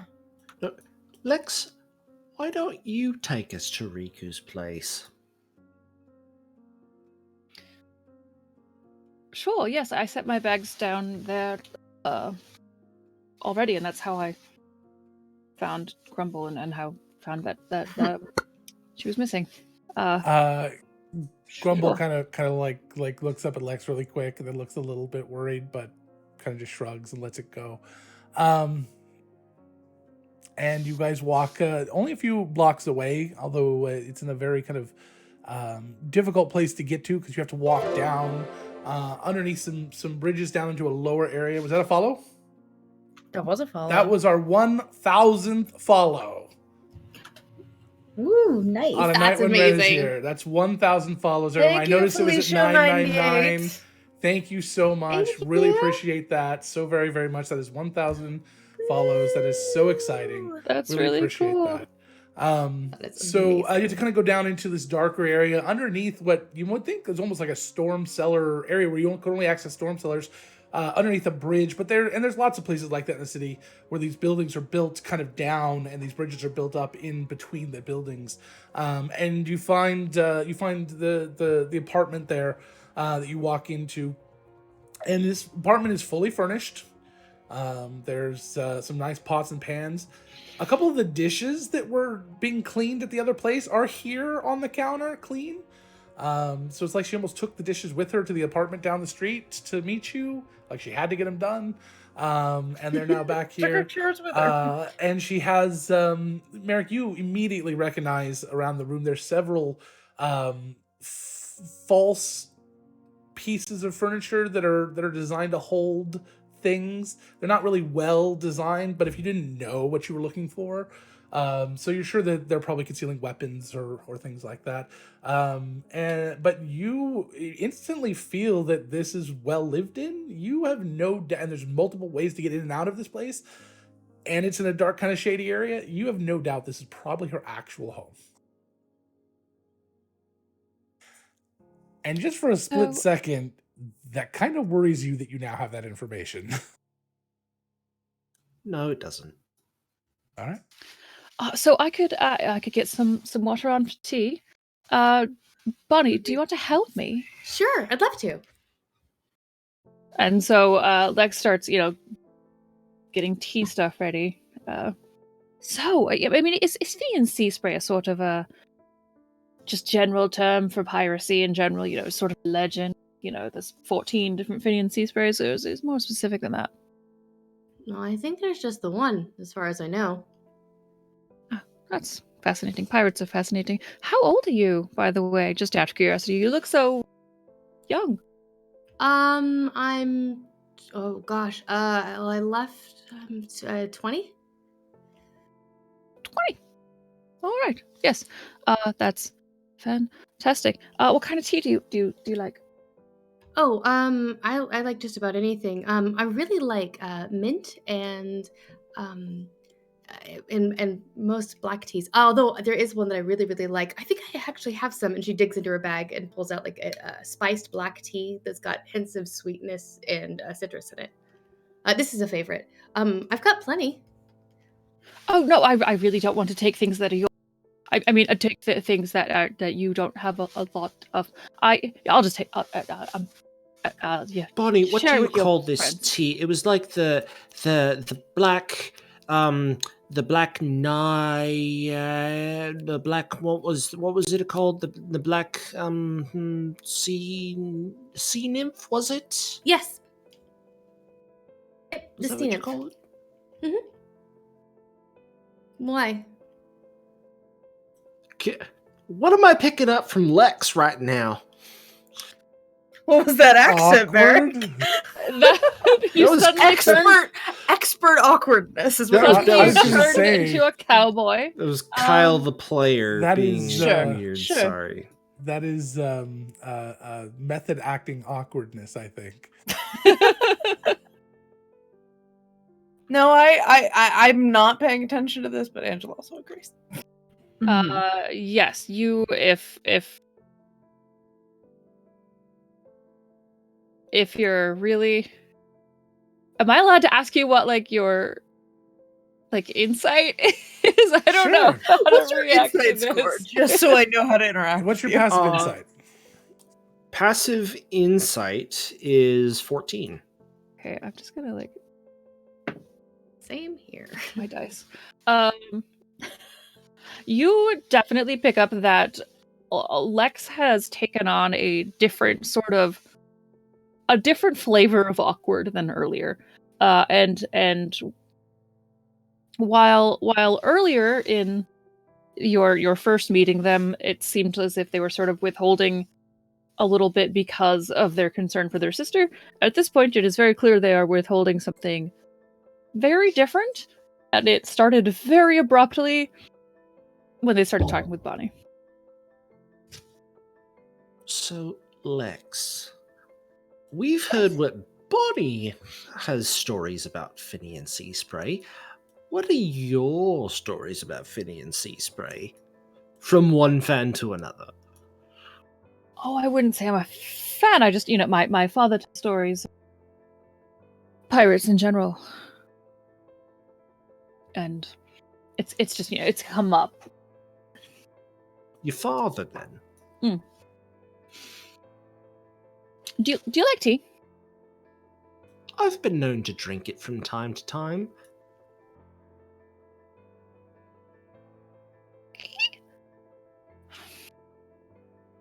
Neat. Help yourself. I don't actually know how to make very good tea. Lady Chaucer, may I have a word with you? What? She was very not in that headspace, like staring out. Looking. Lex just grabs your sleeve and just brings you off into another room. All right, bye. Are you really very, very, very good friends with Bonnie? And if there was something that I knew that maybe she didn't know, and you thought maybe it might crush her, would you tell her or not? I am good friends with Bonnie. I would be curious to know what you think would be so crushing. I'm good at keeping secrets if it's something we need to not tell her. I don't know if I should tell her or not, but All right, hold on.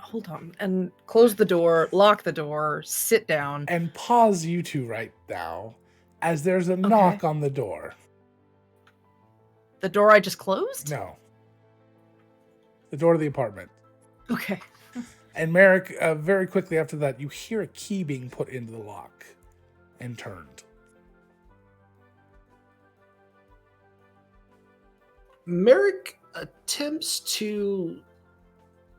Scatter! Scatter!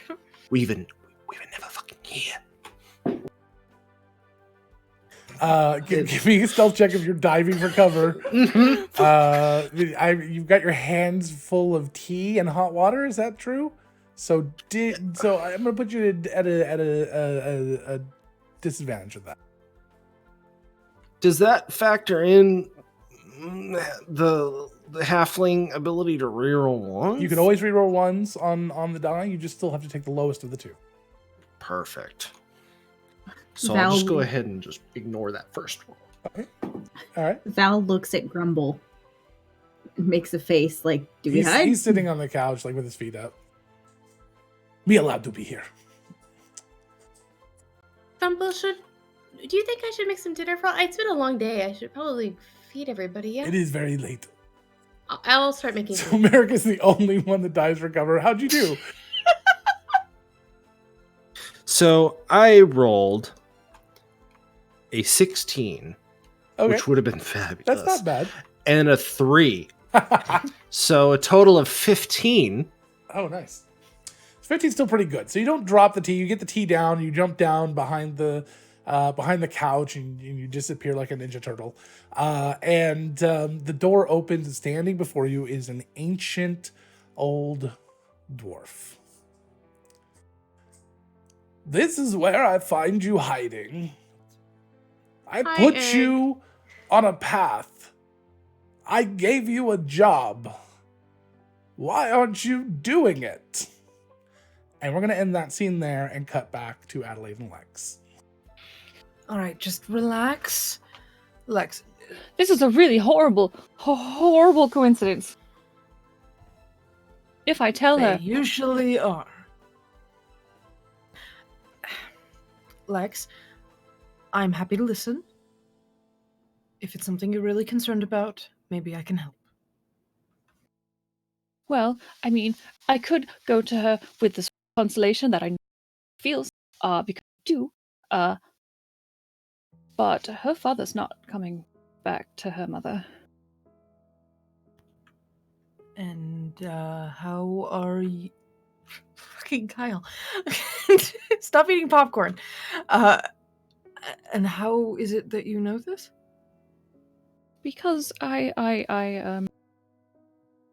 when I was very little, my mother, maybe kind of sort of ran off with Finian Seaspray. And they went off and did a lot of pirate things together as a pirate king and queen sort of situation. And and my father really hates Finian Seaspray for that. And How old is Lex? Probably about 31. Okay. And how old is Bonnie again? 20-something. Just checking. All right. So Adelaide. I shouldn't tell her that, right? I shouldn't tell her that. Adelaide just kind of stares for a second and just blinks. But maybe Finian Seaspray is, like I said, a legend. And there could be more than one. Possibly. Maybe everyone whose parents run off to be a pirate, Finian Seaspray. Finian Seaspray is. This is very stupid. This is. So. All right. If it were me. But we're not talking about me. We're talking about Bonnie.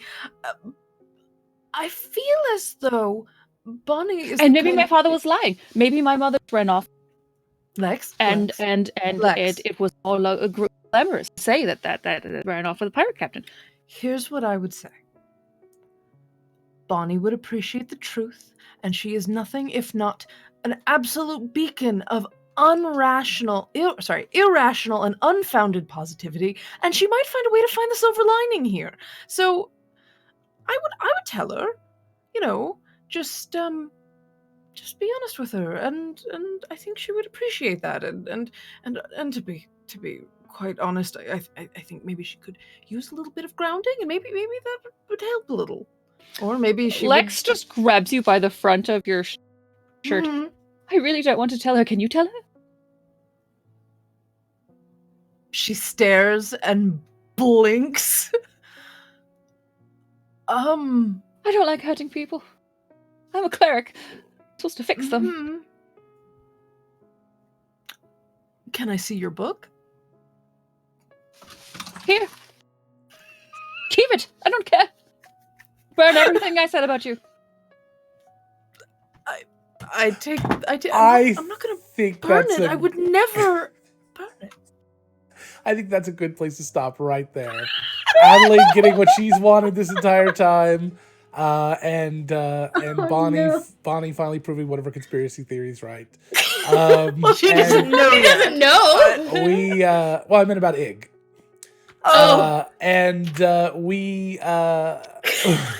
We will Excuse be back me, Logan, next week. Can we just pretend that it's next week and just play for another 3 hours? Yeah, just I'm 5 sure. more minutes. It's 5 more only minutes. 1 a.m. for Wren, so no 5 more minutes. That's a great place. Damn it. So we'll be back at 7 p.m. Pacific next Tuesday with Wren for the second half of her their appearance on our show. Thank you very much, Wren, for being here. Thank you for putting Mom ran away with a pirate prince in your backstory, because that paired up perfectly. Beautiful. I was so excited. I just looked at it and went, oh. How wonderful. And I guess there's a possibility that you're half sisters. So that'll be interesting to try to figure out. Yeah, our hair is the exact same color. That's what I think about pretty it. darn close to the same color, yeah. So anyway, thank you again, Wren, for being here so much. You're a total delight. Thank you everyone for being here. Thank you for getting us to 1,000 followers. Thank you for all the donations, the Wheel of Causalities, and the donations to Heifer International. And all of that. So we're going to go around the table real quick, talk about who we are, where we're from. I am Logan. I am the executive director of Nerdsmith. I am the DM for Shenanigoons. I almost said that. Really? I almost How said new? that. I gotta say something. And I am also on Discover RPG every Wednesday at noon PST. We can say PST now finally, and because it's correct again. We're not on PDT anymore. All right, we'll go to Wren. Hi, I'm Wren, and I am not actually that like ball of nervous energy usually. I had no idea what character we were gonna get, and I would have been happy no matter what, but I'm delighted. The last time I was here, I was trying to be all Seahawk, so I was like, you know what, I need to just like do something very different. Very good. I am Atomic Firebird, like I said before, where social media is to be had, and I will see you, Nerdsmith folks, hopefully, on Thursday. For my one-shot that I'm doing for the Nerdsgiving event. At 7 p.m. PST. If any of you happens to catch my Descent into Avernus game, I have all of the same players back, because we have great chemistry, so it's going to be really fun. It went really well. Val? Hi, everyone. I'm Heather. I'm one of the directors here at Nerdsmith. You can find me here every Tuesday on Shenanigoons. I'm also on Fridays at 7:30 PST. I'm on Dead Men Tell No Tales, our Ghosts of Saltmarsh game, DM'd by Tessa. And I'm Coral, the Lutrudine Bard, so I'm a Sea Otter person. And I'm also on Geek Thyself, which is a podcast here on the network where we talk about a new geeky topic every week. Awesome. Bonnie? I'm Tessa. You can find me on Twitter at Sulky Dreams, and here on Nerdsmith Tuesday nights as Bonnie, the sea elf, half sea elf bard. And you can also find me on Fridays DMing Dead Men Tell No Tales. It's like I like pirates or something. Yeah, weird. And so then you weird. can also and you can also find me playing Dallas on In Vain Walpurgis Mocked, a Vampire 5th Edition podcast here on Nerdsmith.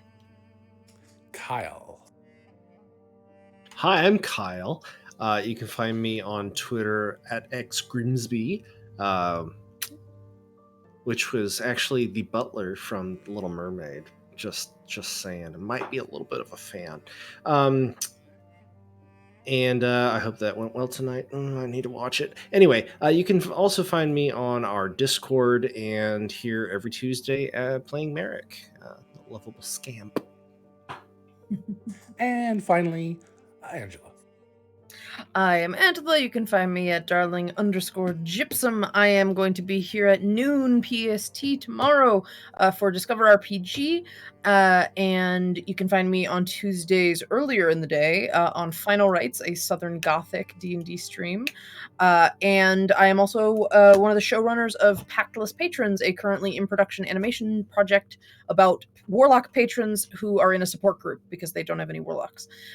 We're currently in the middle of production and I'm very excited, so you can find that at packlesspatrons.com. You can join us at nerdsmith.org to see all of the shows that are on the network. We'd like to thank our sponsored World Anvil, the most robust world building and campaign management software that exists anywhere, over 500,000 users. We'll play a little video towards the end here. And Die Hard Dice, which is the greatest dice company in the world. They're just amazing people and make amazing dice and do amazing things for the community. So you can follow them over at dieharddice.com. You can use the coupon code GOONIES, GOONIES, for 15% off your first or next order over there. It works once per person. And I think that's it. So we're going to go ahead and roll the credits, and we're going to play the World Anvil video after that. And then we will see you guys next week. Well, I'll see you Thursday, 7 p.m. Pacific, for the Wren's awesome one-shot, the Bunny Rabbit one-shot. Yes. Thank you everyone. So much, Wren.